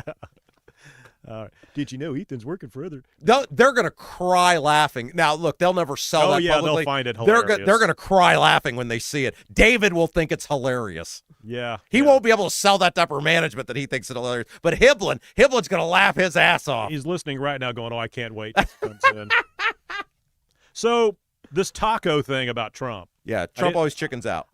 Okay. Well, okay. So that's what it means. I Yeah. didn't know that. I see it, and I think, well, it's just something There have stupid. been articles written that and for the people that didn't catch that, it Right. was taco. Trump always chickens out. there is a saying. He's not chickened out yet. He's like, when some little punk comes up and wants to fight you, right? And Right. you're the bigger guy, and you're like, man, I know I could just squash you. Uh-huh. And so you knock him away, and he keeps coming back, and so you got to hit him a couple times. And they keep coming back. You're just like, should I just annihilate this little weasel, or does he just not realize I can do that, or does he not realize how much pain he's going to be in when I'm done? And I think that's where our president's at. He's like, do we really want to annihilate these people, or do they just not understand what we can do? So let's give him a little time to let it soak in. I'm just thinking that's where his head's at, Rob. Yeah, if you were to call him up right now and say, Donnie. Donnie. Yeah, he's a man. He doesn't go by Dad. Doesn't go by Donnie. What are you thinking? I think he'd be like, Rob, I just don't think they get it, and I don't want to hurt them. Just don't think they get it. Maybe I'm wrong. I think I think he's stuck. I think he's very flummoxed that this didn't go better for him, which is weird. Imbalore has a solution. Uh-oh. The right answer is to drop 1 million M16s with 30 rounds each scattered across the population of Iran and let the civilians go at it. That's a very reasonable. Let them. You either look. We fought the British, right? Okay, nobody came and helped us. France was pretty freaking helpful. France really did a lot. Now you're just getting technical. I think that's why Ben Franklin Actually, that disappeared comment to makes France. no sense at all, does it? It has nothing to do with this. Sticky Frog, I think Trump. I think Lafayette was really helpful in winning the war. I think Trump naively thought the Iranian people would have overthrown the government by now. I think that was their thinking. You did. How many M16s have we given them? Well, there you go. Okay. Thomas Ho. Why is Rob, capital W-H-Y, why is Rob talking about Iran? Wasn't he bragging earlier about being hyper-local? Well, Thomas, you've been in the chat enough that you've been around a long time. We like Thomas. Thomas. We clearly said that we added the third hour so that we could touch on some of the bigger national issues without suffering the hyper-local content, which I think about probably 80% of every show is Indiana-based, at least, usually more than that. MLM Warriors, thank you, John Rust, for hour number 3. Yeah, thanks, Rust. Where Rob gets to talk national. James McCartney.